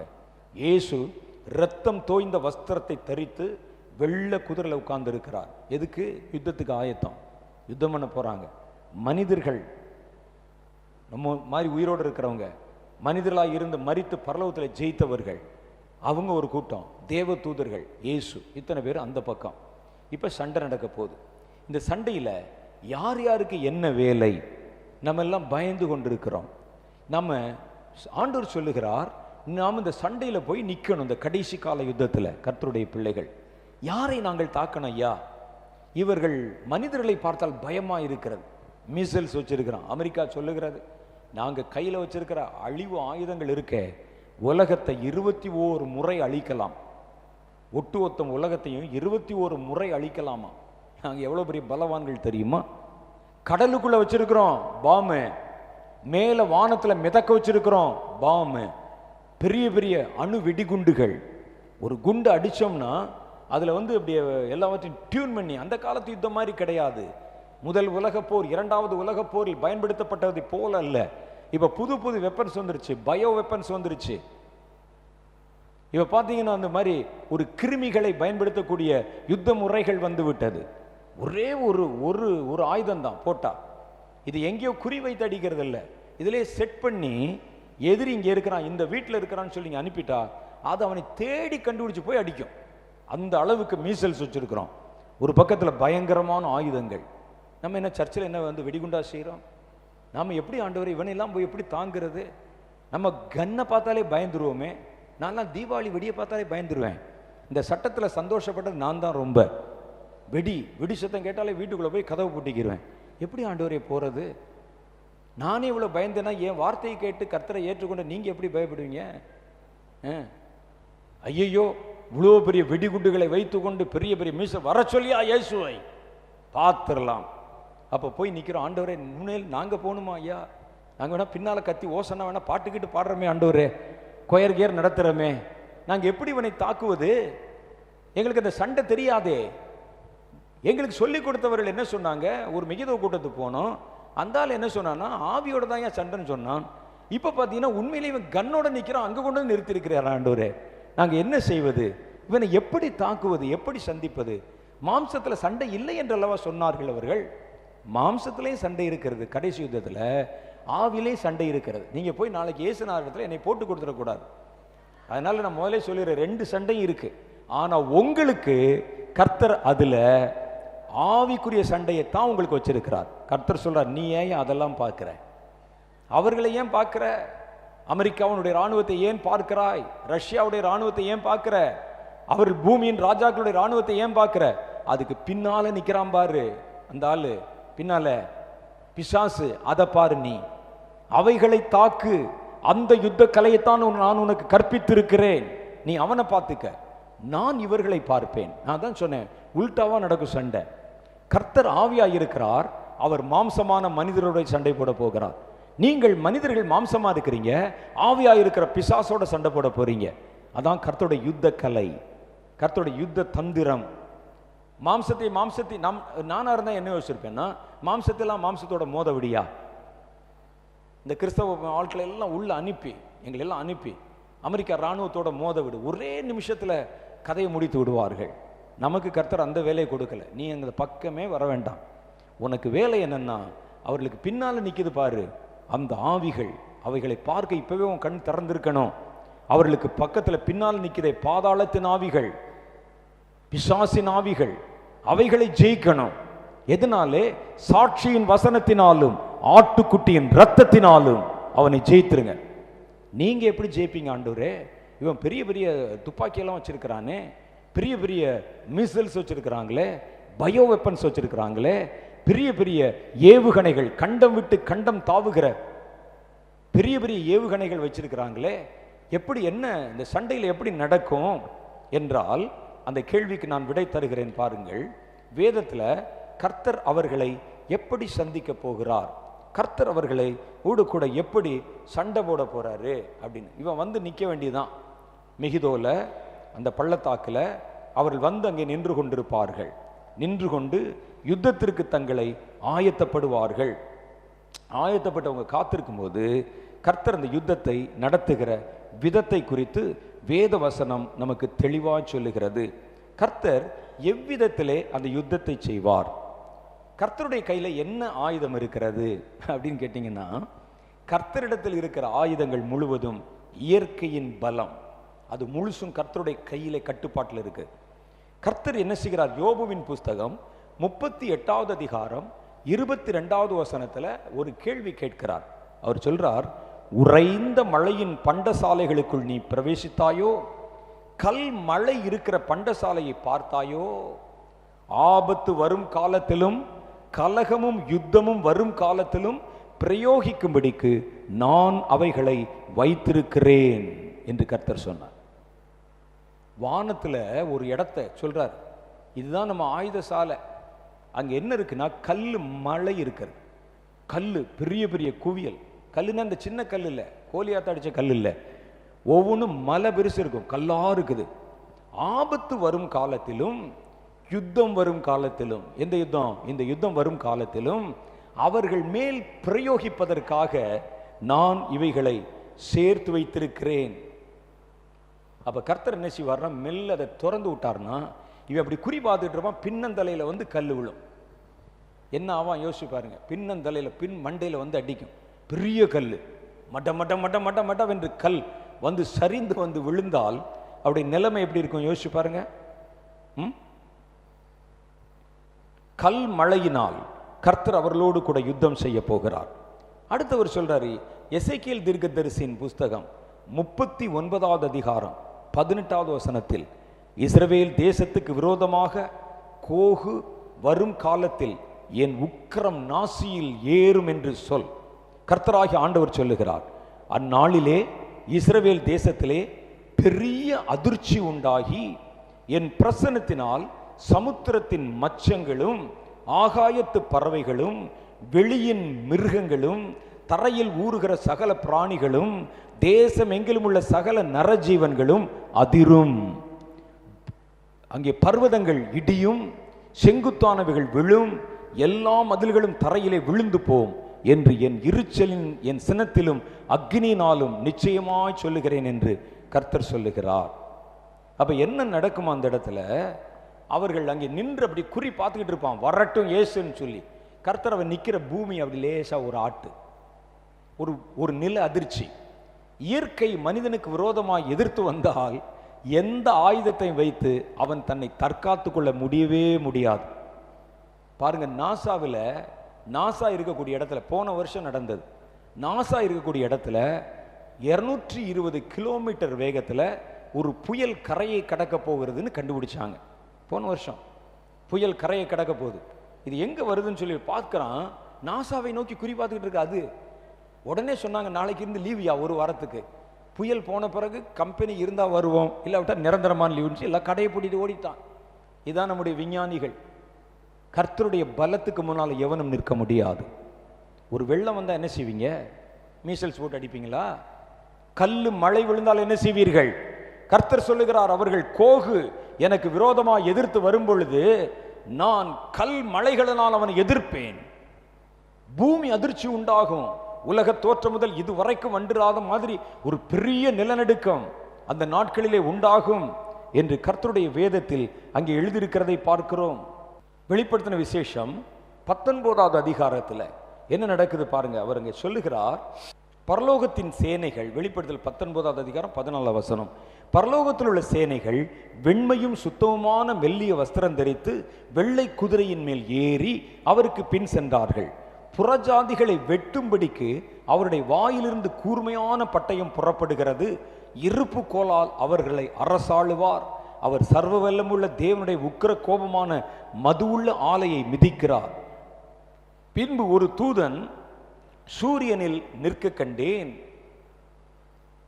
அவன் வானத்தின் மத்தியில் புறப்படுகிற சகல பறவைகளையும் பார்த்து, நீங்கள் ராஜாக்களின் மாம்சத்தையும் சேனை தலைவர்களின் மாம்சத்தையும் பலவான்கள் மாம்சத்தையும் குதிரைகளின் மாம்சத்தையும் அவைகள் மேல் ஏறி இருக்கிறவர்களின் மாம்சத்தையும் சுயாதீனர், அடிமைகள், சிறியோர், பெரியோர் எல்லாருடைய மாம்சத்தை பட்சிக்கும்படி மகா தேவன் கொடுக்கும் விருந்துக்கு கூடி வாருங்கள் என்று மிகுந்த சத்தத்தோடே கூப்பிட்டான். பின்பு மிருகமும் பூமியின் ராஜாக்களும் அவருடைய சேனைகளும் குதிரையின் மேல் ஏறி இருக்கிறவரோடும் அவருடைய சேனையோடும் யுத்தம் பண்ணும்படிக்கு கூடி வர கண்டேன். அவங்க சண்டை போடுறதுக்கு வர்றாங்க. கர்த்தர் தன்னுடைய வல்லமையை ஜனங்களுக்கு நடுவிலே வெளிப்படுத்தி காண்பிக்கிறார். கல் மலைகளினால், வசனத்தில் போட்டிருக்கு பாருங்க. இன்னொரு வசனம் நான் படிக்கிறேன் உங்களுக்கு. வெளிப்படுத்தின விசேஷம் 16வது அதிகாரம், அதில் என்ன நடக்குதான், எப்படி சண்டை போடுறார் பாருங்க. 16வது வசனம், அப்பொழுது எபிரேய பாஷையிலே, வெளிப்படுத்தல் 16:16, அப்பொழுது எபிரேய பாஷையிலே அர்மெகிதோன் எனப்பட்ட இடத்திலே அவர்களை கூட்டி சேர்த்தான். வந்துட்டாங்க எல்லாரும்.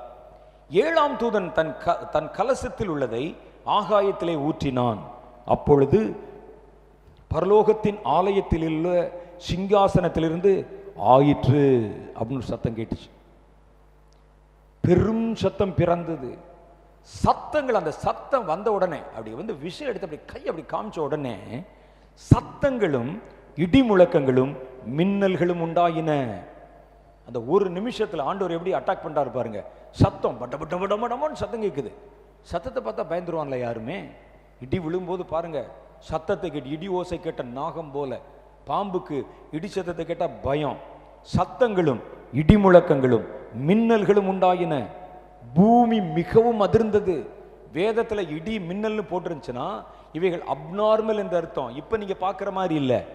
High power, high voltage, high brightness, பார்க்க முடியாத மாதிரி அப்படின்னா தான் பைபிள் எழுதுவாங்க. இப்போ நேற்று மழை பெய்யும்போது இந்த மாதிரி இல்லை. இதை பார்த்தெல்லாம் பயப்பட மாட்டான்.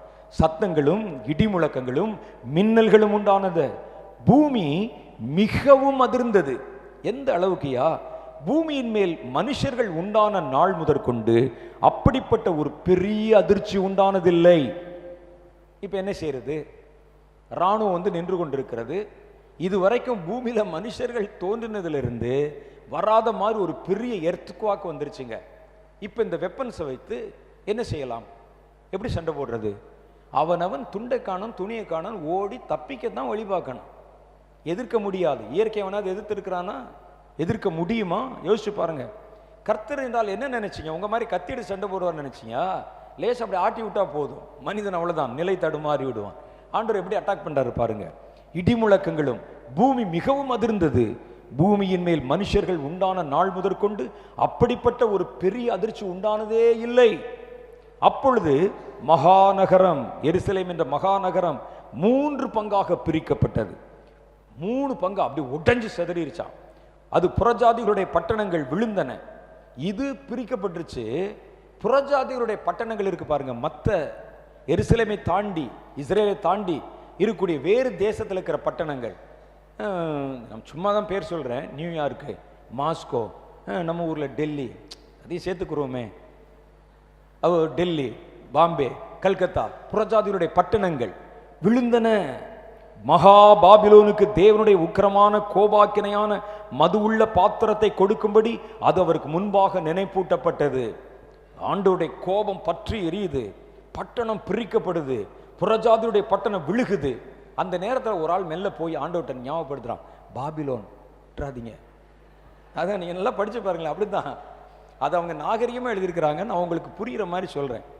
மகா பாபிலோனுக்கு தேவனுடைய உக்கிரகத்தை மதுவை குடிக்க கொடும்படி அது அவருக்கு அது முன்பாக நினைப்பூட்டப்பட்டது. அப்ப யாரோ ஒரு ஆள் போய், ஐயா எல்லா ஊர்களும் இருந்துச்சு, பாபிலோன் பத்தி ஒரு கணக்கு பாக்கி இருக்கு, முடிச்சிருங்க அப்படின்னு சொன்னான். நீங்கள் அப்போ அந்த தீவுகள் யாவும் அகன்று போயின, பர்வதங்கள் காணப்படாமல் போயின. அப்போ எவ்வளோ பெரிய எர்த்குவாக்கா இருக்கும். இப்படி ஒரு எர்த்குவாக்கு வந்துருச்சுன்னா இவன் சண்டையை தொடருவானா? எர்த்குவாக்கு வந்த உடனே தப்பிக்கிறதுக்கு வழி பார்ப்பானா? என்ன நடக்கும் என்று நீங்கள் தான் உங்கள் கற்பனையில் யோசிச்சு பாருங்க. எல்லாம் யுத்தம், சண்டைக்கு வா சொல்லி எல்லாரும் வந்தாச்சு. இப்பதான் நினைப்பேன், இந்த தவளை பேச்சை கேட்டு வந்து தப்பா போச்சியா, சும்மா தான் நாங்க இருந்தோம், வாங்க எதிர்த்துருவோம், அவர் வந்தால் லஞ்சம் வாங்க முடியாது, இவன் தான் போட்டு கொடுத்தான், சும்மா இருக்க மாட்டான், அப்புறம் நீங்க வந்து இருக்க முடியாது, மணி அடிச்சுட்டு திடீர்னு சொன்னான், ஜால்ரா அடிக்கணும், பென்ஷன் வாங்கணும், இவன் தான் சொல்லி கூட்டு வந்தான். நான் இவன் சொன்னதை நம்பி நாங்கள் இதுவரைக்கும் செய்தது, கண்டுபிடித்தது, சேர்த்து வைத்தது எல்லாம் அள்ளி கொண்டு வந்து சண்டை போடலான்னு வந்தா, இவர் பின்னால் ஆயிப்பட்டினத்தில் தீ வச்ச மாதிரி நாங்கள் வெளியே வந்து அர்மகேதோன் வைக்கிறோம், எங்க ஊரை கர்த்தர் கவிழ்த்து விட்டார். ஆயிப்பட்டினம் அவங்க இருக்கல, காலைல சொன்னனே ஆயிப்பட்டினம், உள்ளே வந்த உடனே அதை கவிழ்த்து விட்டார். எகிப்திலே அப்படித்தான் அவர்கள் தேவனுக்கு விரோதமாக யுத்தம் கலக்க வந்த பொழுது கர்த்தர் கத்தி கப்படா பட்டயம் எதையும் எடுக்கல, கடலை அவர்களுக்கு எதிராக திருப்பி கடல் அவர்களை விழுங்கி போட்டது. கர்த்தர்னா என்ன நினைச்சீங்க நீங்க? உங்க மாதிரி உட்காந்து கத்தியை தீட்டிட்டு இருப்பார் நினைச்சீங்களா? பூமியும் வானமும் அவருடைய கண் அசைவுக்காக காத்திருக்கிறது. கர்த்தர்னா யாரு? உன்னை மாதிரி என்னை மாதிரி மனுஷன், அவர் உன்னை மாதிரி என்னை மாதிரி யுத்தத்தை உட்கார்ந்து யோசித்துக் கொண்டிருக்கிறவரா? ஒரு நிமிஷம் அவர் சொல்ல ஆகும், அவர் கட்டளை நிற்கும். நீங்கள் நம்புகிறவர் இன்னார் என்று நீங்கள் புரிந்து கொள்ளுங்கள். ஜாதிகள் கூடி ஜனங்கள் விருதா காரியத்தை சிந்திப்பானேன். கர்த்தருக்கு விரோதமாகவும் அவர் அபிஷேகம் பண்ணினவருக்கு விரோதமாக இவன் உட்கார்ந்து பிளான் போடுறானா, நீ லெப்ட்ல வந்துரு மாப்பிள்ள, நான் ரைட்ல வந்துடுறேன், அப்படியே ஒரே அமுக்கு. யார? ஜாதிகள் ஏன் விருதா காரியத்தை சிந்திப்பானேன்? பரலோகத்தில் இருக்கிறவர் நகைப்பார். பார் வர்றான் பாரு, இந்த பக்கம் என்னை பிடிக்க வர்றானா, நான் என்ன கோழியாயா என்னை அமுக்கிறக்கு வர்ற, இரு வைக்கிறேன் உனக்கு ஆப்பு. இவர்கள் எல்லாம் இங்கே கூடிக்கொண்டு அர்மகெதோனிலே மெகிதோலை காத்திருக்கிறாங்க. கர்த்தர் அவருடைய பட்டணத்தை போட்டு தள்ளிட்டார். இப்ப இவன் ஊருக்கு போவானா, சண்டை போடுவானா? போச்சு. நீ வாங்கி வச்ச வீடு வாசல், நீ உட்கார்ந்திருந்த சிங்காசனம், வெள்ளை மாளிகை, கருப்பு மாளிகை எல்லாம் போச்சு ஐயா. செய்தி வரும் இல்ல, வரலன்னா கூட நம்ம ஆளுக்கு உடனே அதை எடுத்து போட்டோல எடுத்து வந்து வாட்ஸ்அப்ல போட்டுருவோம்ல. பாருங்க எப்படின்னு. தீவுகள் யாவும் அகன்று போயின ஒரே நிமிஷத்துல. கர்த்தர் யுத்தம் செய்யற முறை, தீவுகள் அகன்று போயின, பர்வதங்கள் காணப்படாமல் போயின.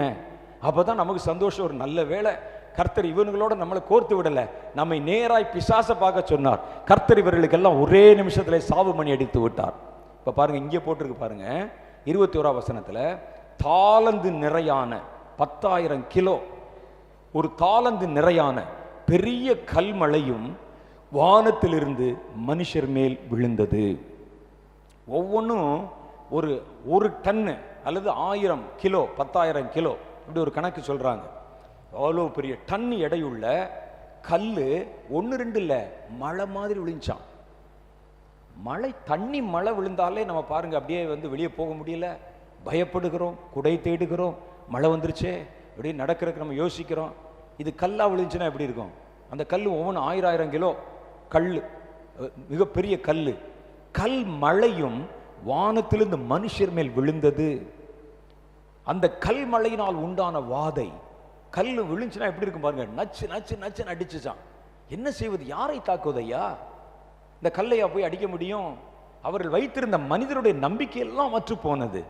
அவன் கண்டுபிடிச்சிருந்த எல்லாவற்றையும் கர்த்தர் ஒரு நிமிஷத்துல பைத்தியமாக்கி விட்டார். அவ்வளவுதான். ஆண்டவர்ட்ட மோதனா என்ன நடக்கும் யோசித்து பாருங்கள். அவர் என்ன உங்களை மாதிரி என்னை மாதிரி நீங்கள் இதுவரைக்கும் பார்த்த ராஜா மாதிரி ராஜாவா?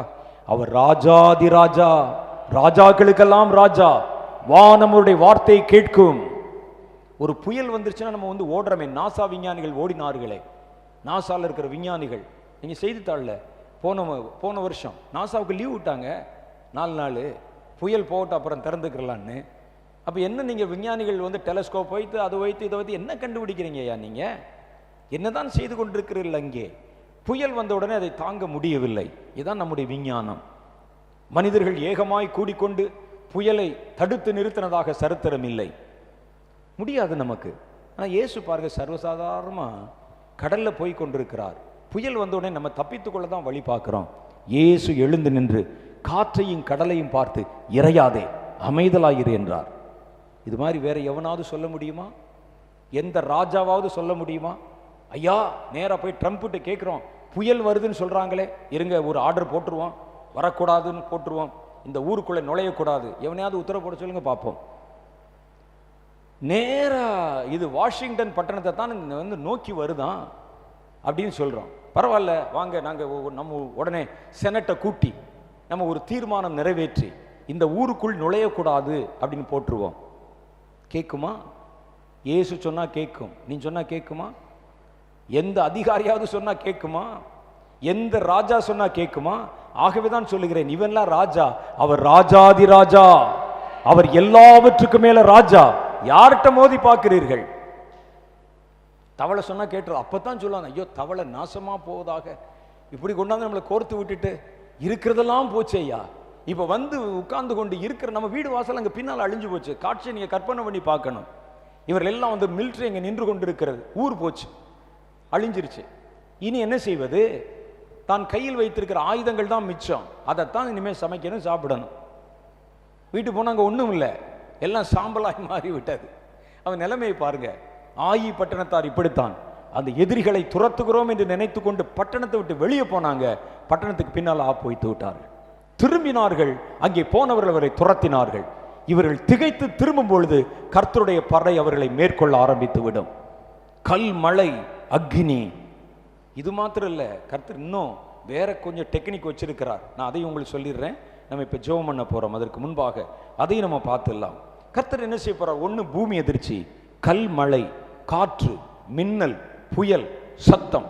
இது மாத்திரம் இல்ல, வேதத்தில் சகரியா தீர்க்கதரிசியின் புஸ்தகம் இந்த கடைசி யுத்தத்தை பற்றி சொல்லுகிறதை பார்க்கிறோம்.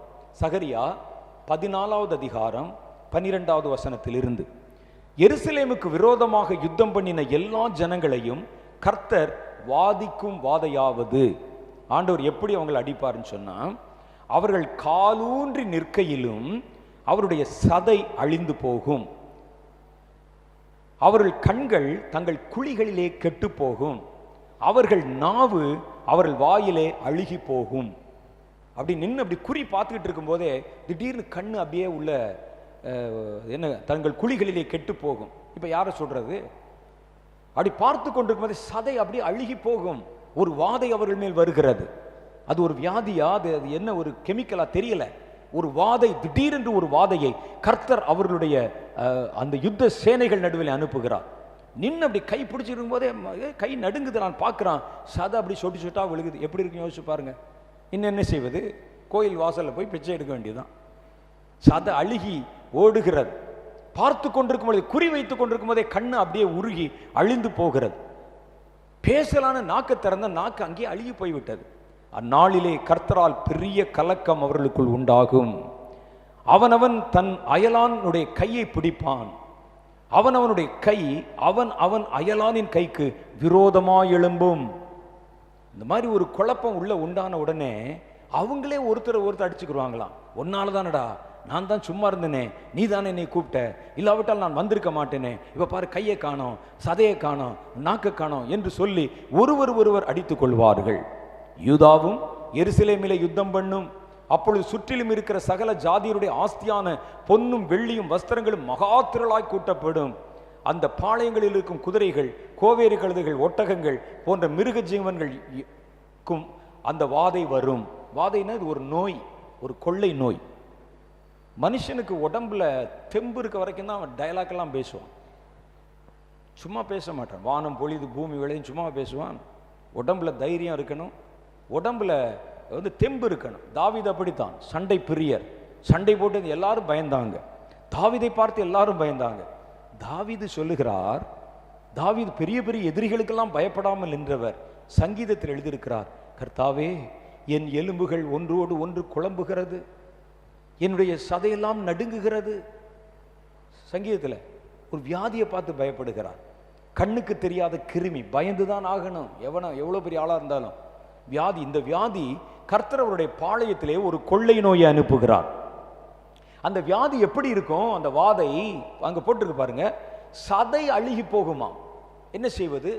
இதுக்கு போய் ஊசி போடுறதா, யுத்தத்தை கண்டினியூ பண்றதா? இதுக்கு போய் மெடிக்கல் டெஸ்ட் எடுக்கிறதா, யுத்தத்தை கண்டினியூ பண்றதா? யுத்த களத்துக்குள்ளே வந்துருமா? காட்சியை கற்பனை பண்ணி பாருங்க. கை அழுகி போம், கண்கள் குழியில அப்படியே கெட்டு அப்படியே அழுகி தண்ணியா ஓடிரும், நாவு அழுகி போம். அது மாத்திரம் இல்ல, அங்க இருக்கிற மிருக ஜீவன்கள் மேலும் அந்த வாதை வரும். அவைகள் எல்லாம் அந்த இடத்துல வாதை, அந்த மனிதருக்கு வருகிற வாதையை போலவே இருக்கும். சத்துருக்கள் நடுவிலே கர்த்தர் ஏற்படுத்தும் குழப்பத்தினால ஒருவருக்கு விரோதமாய் ஒருவர் பட்டயம் திரும்பிக் கொள்ளும் என்று கர்த்தர் சொல்லுகிறார். எசேக்கியேல் தீர்க்கதரிசியின் புஸ்தகத்தில் 38வது அதிகாரம் 21, 23 ஆகிய வசனங்களிலும் இதே மாதிரி ஒரு சம்பவத்தை சொல்றாங்க. என் எல்லா மலைகளிலும் பட்டயத்தை அவனுக்கு விரோதமாய் வரவழைப்பேன் என்று கர்த்தராகிய ஆண்டவர் சொல்லுகிறார். அவனவனுடைய பட்டயம் அவனவன் சகோதரனுக்கு விரோதமாயிருக்கும். கொள்ளை நோயினாலும் இரத்தம் சிந்துதலாலும் நான் அவர்களோட வழக்காடி அவனவன் மேலும் அவன் இராணுவங்கள் மேலும் அவனோடு இருக்கும் திரளான ஜனங்கள் மேலும் வெள்ளமாய் அடிக்கும் மழையையும் பெரும் கல் மழையையும் அக்னியையும் கந்தகத்தையும் வருஷிக்க பண்ணுவேன். யார் நிற்க முடியும்? கர்த்தர் சண்டை போடுற விதமே வித்தியாசமானது. இவன் இதெல்லாம் தெரியாம இவர்கள் வேற மாதிரி வியூகம் அமைத்துக் கொண்டிருக்கிறார்கள். அணு ஆயுதங்கள் செய்வோம், பயோ வெப்பன் செய்வோம், கிருமிகளை கொண்டு வருவோம் அப்படின்னு. கர்த்தர் இங்கே சொல்றாரு பாருங்க, ஒரு பெரிய எப்படி சண்டை போட போறேன், கொள்ளை நோயினாலும் இரத்தம் சிந்துதலாலும் நான் அவர்களோட வழக்காடி அவன் மேலும் அவன் இராணுவங்களின் மேலும் அவனோடு இருக்கும் திரளான ஜனங்கள் மேலும் வெள்ளமாய் அடிக்கும் மழையையும். வெள்ளம், கேரளாவில் நடந்த வெள்ளம் பார்த்தீங்கல்ல, பெரிய கட்டடம் அப்படியே இடிஞ்சு விழுகிறத, இதெல்லாம் சும்மா சின்னது. இனி வருகிற வெள்ளங்கள் இராணுவங்களை கதிகலங்க வைக்க போகும் வெள்ளம், பெரும் கல் மழை. இது பத்தாதுன்னு அக்னியும் கந்தகம் வானத்திலிருந்து படபட தீயா வந்து விழுமா. யார் தாங்க முடியும்?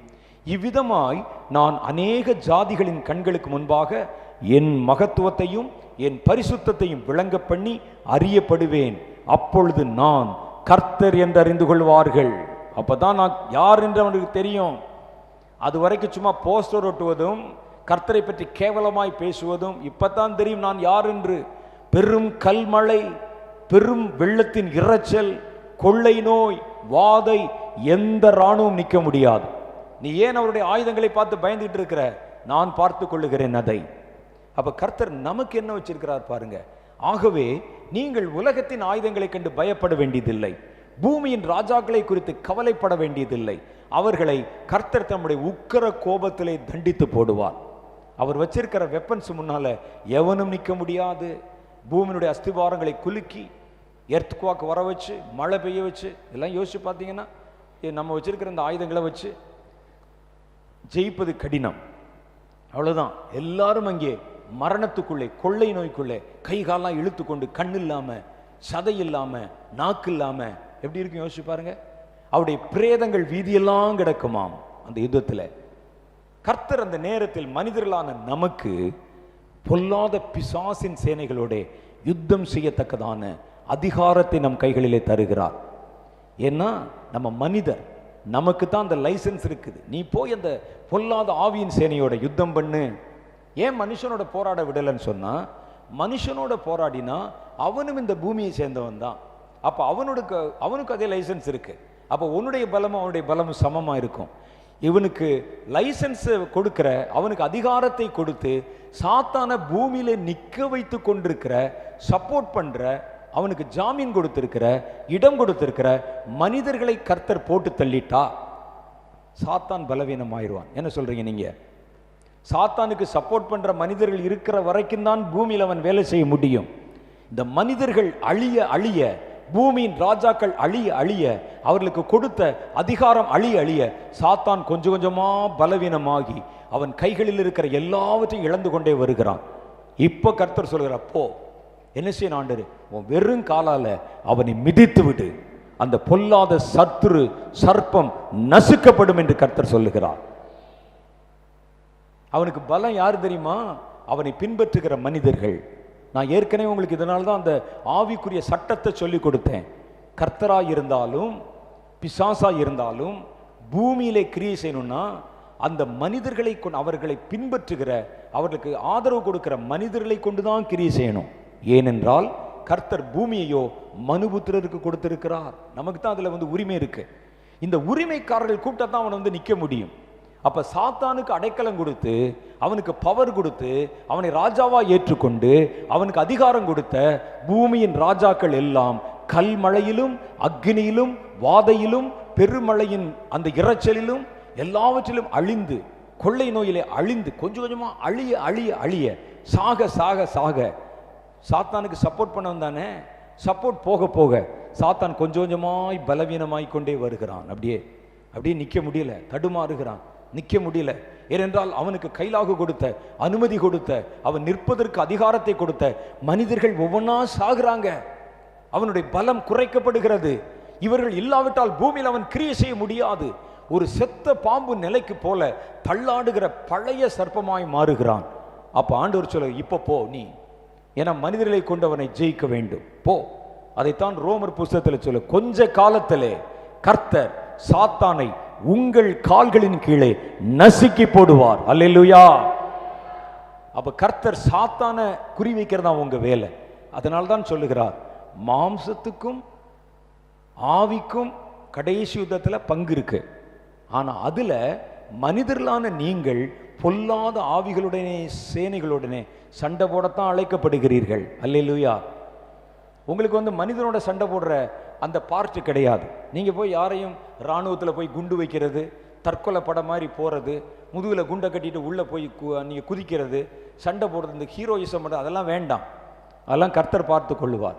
நீங்க கடைசியில இதுவரைக்கும் உலகத்தை மோசம் போக்கின பொல்லாத பிசாசின் தலையை தன் காலால் மிதிக்க போறீங்க. இயேசு சொல்லுவார், பாரு தடுமாற ஆரம்பித்து விட்டான். அவனுக்கு பலத்தை கொடுத்த ராஜாக்கள் ஒவ்வொருவனாய் விழ ஆரம்பித்து விட்டான். அவருடைய கையில் இருந்த அதிகாரங்கள் பறிபோக ஆரம்பித்து விட்டது. அவருடைய கண்கள் அவருடைய குழிகளிலே அழுகி போக ஆரம்பித்து விட்டது. பேச முடியாம நாக்கு அங்கே தடுமாற ஆரம்பித்து விட்டது. கொள்ளை நோய் ஏறி செத்த பிரேதங்களாய் விழ ஆரம்பித்து விட்டார்கள். சாத்தானுக்கு இடம் கொடுத்தவன் ஒவ்வொருவனாய் விழ விழ விழ சாத்தான் அப்படியே தடுமாற ஆரம்பிக்கிறான். இப்ப என்ன செய்யணும்? போ, உன்னை அனுப்புகிறது நான். சாத்தானை உன் கால்களின் கீழே நசுக்கி போடு என்று கர்த்தர் சொல்லுகிறார். இதை குறித்து நான் அடிக்கடி சொல்ற ஒரு காரியம் உண்டு. வேதத்தில் எழுதியிருக்கிறது, கர்த்தர் கடைசி யுத்தத்திலே பொல்லாத பிசாசாகிய சாத்தானை தன்னுடைய நாசியின் சுவாசத்திலே அழிப்பார் என்று வேதத்தில் எழுதப்பட்டிருக்கிறது. ஆனா ரோமர் புஸ்தகத்துல கர்த்தர் சீக்கிரமே சாத்தானை உங்கள் காலின் கீழே நசுக்கி போடுவார் என்று எழுதியிருக்கிறது. நான் ஆண்டவர்கிட்ட ஜெபம் பண்ணி கேட்டேன், என்ன ஆண்டவரே, யுத்தத்தில் சாத்தானை ஏதாவது நம்ம மிதிக்கலாம்னு சொல்லி ரோமர் புஸ்தகத்தில் நம்பிக்கையில வந்தா நீங்கள் நாசியின் சுவாசத்திலே அழித்து விடுவீர்கள் என்று எழுதியிருக்கிறேன். நான் அதை எப்படி புரிஞ்சுக்கிட்டேன்னா, ஏசுடைய மூச்சு இழுத்து ஊதுவார் போல இருக்கு, சாத்தான் பறந்து விழுந்து விடுவான் போல இருக்கு நினைச்சுக்கிட்டு இருந்தேன் நான். இயேசு சொன்னார், அதற்கு அர்த்தம் அதுவல்ல.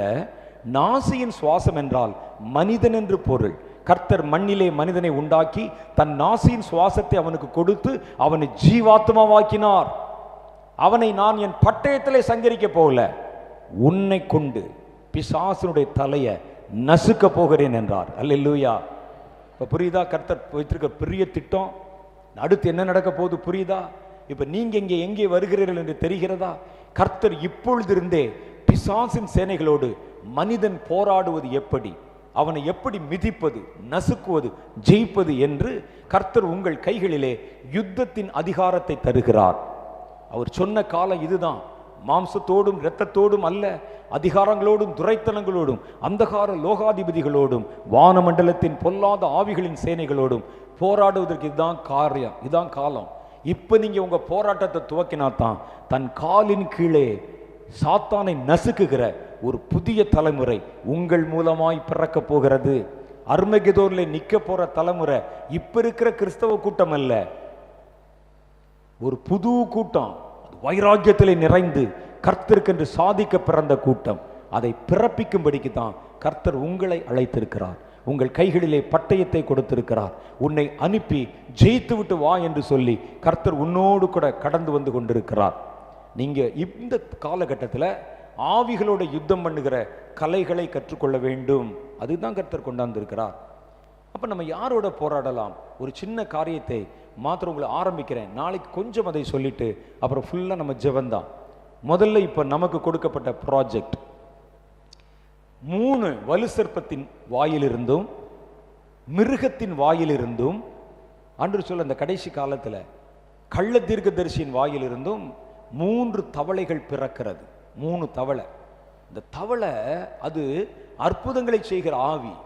இந்த ஆவி பூமி எல்லாம் போய் அங்க இருக்கிற ராஜாக்களை குறிவைத்து, அதிகாரிகளை குறிவைத்து, வியாபாரிகளை, பெரிய ஐஸ்வர்யவான்களை குறிவைத்து அவங்களை ஏமாற்றி வஞ்சித்து அவர்களை தேவனுக்கு விரோதமாக எழுப்பி விடுகிறது. அப்ப இது ஒரு நிகழ்ச்சி போட்டிருக்கிறாங்க, வெளிப்படுத்தும் விசேஷம் 16வது அதிகாரத்தில். இப்ப நீங்கள் செய்ய வேண்டிய யுத்தம் என்னவென்றால், இந்த வெளியே வர்ற தவளை ஆவி இருக்கு பாருங்க, அது ஒவ்வொரு தேசத்துக்குள்ளே நுழையும்.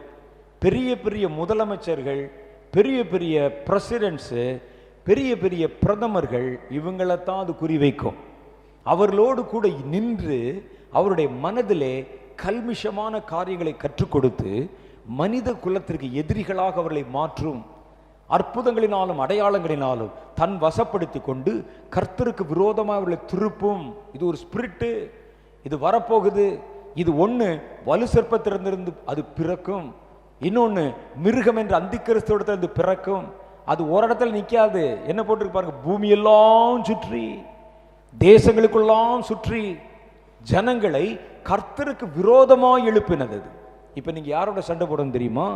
இந்த 3 தவளைகளின் ஆவியை குறிவைத்து நம்ம ஜெயிக்கணும். கர்த்தர் அதற்கு உங்களுக்கு ஒவ்வொரு ப்ராஜெக்டா கொடுப்பார். பாதாளத்திலிருந்து ஒரு ஆவி ஏறி வந்து போய் சண்டை போடு. ஏன்னா நீங்க இதுல சண்டை போட்டு ஜெயிக்கத்தான் வனாந்திரத்திலே சண்டை போட்ட இஸ்ரவேலர்களைப் போல உங்கள் பட்டயம் கருக்காய் மாறும். உங்கள் மூலம் ஒரு பலவான்களின் தலைமுறை எழும்பவே எழும்பும். அதுக்கு தான் கர்த்தர் அழைத்து வந்திருக்கிறார். இப்போ ஆண்டவர்கிட்ட நம்ம ஜெபம் பண்ண போறோம். நமக்கு பலவானின் அபிஷேகம் வேண்டும். பொல்லாத பிசாசுகளோட யுத்தம் செய்கிற ஒரு அனாயிண்டிங் வேணும். சிம்சோன் மேல் இறங்கின பொழுது, தேவனுடைய ஆவி இறங்கின பொழுது அவனை அது பலவானாய் மாற்றிற்று. அந்த அபிஷேகம் நமக்கு வேணும். நம்ம மனிதரோட சண்டை போடுற பலம் அல்ல, பிசாசோட சண்டை போடுற பலமான்கள். அப்படிப்பட்ட பலவான்களை வந்து எழுப்புகிற அபிஷேக தைலத்தினால கர்த்தர் நிரப்பணும். நான் பேசின இந்த திட்டங்கள், இது உங்களுக்கு புரியுதா புரியலையா? கர்த்தர் உங்களுக்கு என்ன வேலை வச்சிருக்கிறார்? இப்ப வனாந்திரத்தில் சண்டை போட்ட இஸ்ரவேலர்கள் மாதிரி பிசாசை இங்க ரிலீஸ் பண்ண ஒவ்வொரு அசுத்த ஆவிகளின் சேனைகளோடும் நீங்கள் போராடி கொண்டே இருக்கணும். சண்டை போடும்போது நீங்கள் ஜெயித்து விடுவீர்கள். இஸ்ரவேலர்கள் சண்டை போட்ட இடத்துல ஜெயிச்சாங்க. லேசா தோற்ற மாதிரி இருந்தா கூட அடுத்தாப்புல அடிச்சிருவாங்க, ஜெயித்தார்கள். கர்த்தர் அதனால தான் உங்களை அதை பழக்குவிக்கிறார். நீங்கள் இந்த யுத்தத்தில் ஈடுபடும் பொழுதுதான் உங்கள் இடத்தில் இருந்து இந்த கடைசி அர்மகெதோன் யுத்தத்திலே கர்த்தரோடு கூட நின்று சாத்தானுக்கு விரோதமாய் சண்டை போடுகிற ஒரு புது தலைமுறை கிறிஸ்தவர்கள் எழும்புவாங்க. சொல்ற புரியுதா உங்களுக்கு? உங்கள் மூலம் எழுப்பப்படுகிற விசுவாசிகள், உங்கள் மூலம் எழுப்பப்படுகிற கர்த்தருடைய ஜனம், அது இப்ப இருக்கிற மாதிரி இந்த ஏப்ப சாப்ப கிறிஸ்டியனா இருக்க மாட்டான். அவன் குறி வைத்து தாக்கவும் சாத்தானை அலற வைக்கும் தக்கதாக கர்த்தர் அவரை பலவானின் வல்லமையினால் மூடியிருப்பார். இவ்வளவு பெரிய உத்தரவாதத்தை கர்த்தர் கொடுத்திருக்கிறார். இப்போ இவ்வளவு திட்டங்கள் படிச்சோமே, நீங்கள் இதுல எங்க வர்றீங்க? நீங்கள் இதற்கு எப்படி உங்களை ஆயத்தப்படுத்தி கொள்ளணும், கர்த்தர் உங்களுக்கு வைத்திருக்கிற அந்த அபிஷேகத்தில் எப்படி நீங்கள் நிறைந்திருக்க வேண்டும், கர்த்தர் பேசுவதை எப்படி நீங்கள் கேட்க வேண்டும், அந்த பொல்லாத பிசாசை நீங்கள் கண்டுபிடிச்சு எப்படி யுத்தம் செய்ய வேண்டும், அதை கர்த்தர் தான் உங்ககிட்ட பேசணும். நாம் இப்பொழுது எழுந்து நின்று சில நிமிஷங்கள் நல்லா கர்த்தருடைய கைகளை நம்மை ஒப்பு கொடுத்து பலத்த அபிஷேகம் நம்மேல் இறங்கும்படிக்கு விட்டு கொடுத்து நாம் ஜெபிக்க போகிறோம்.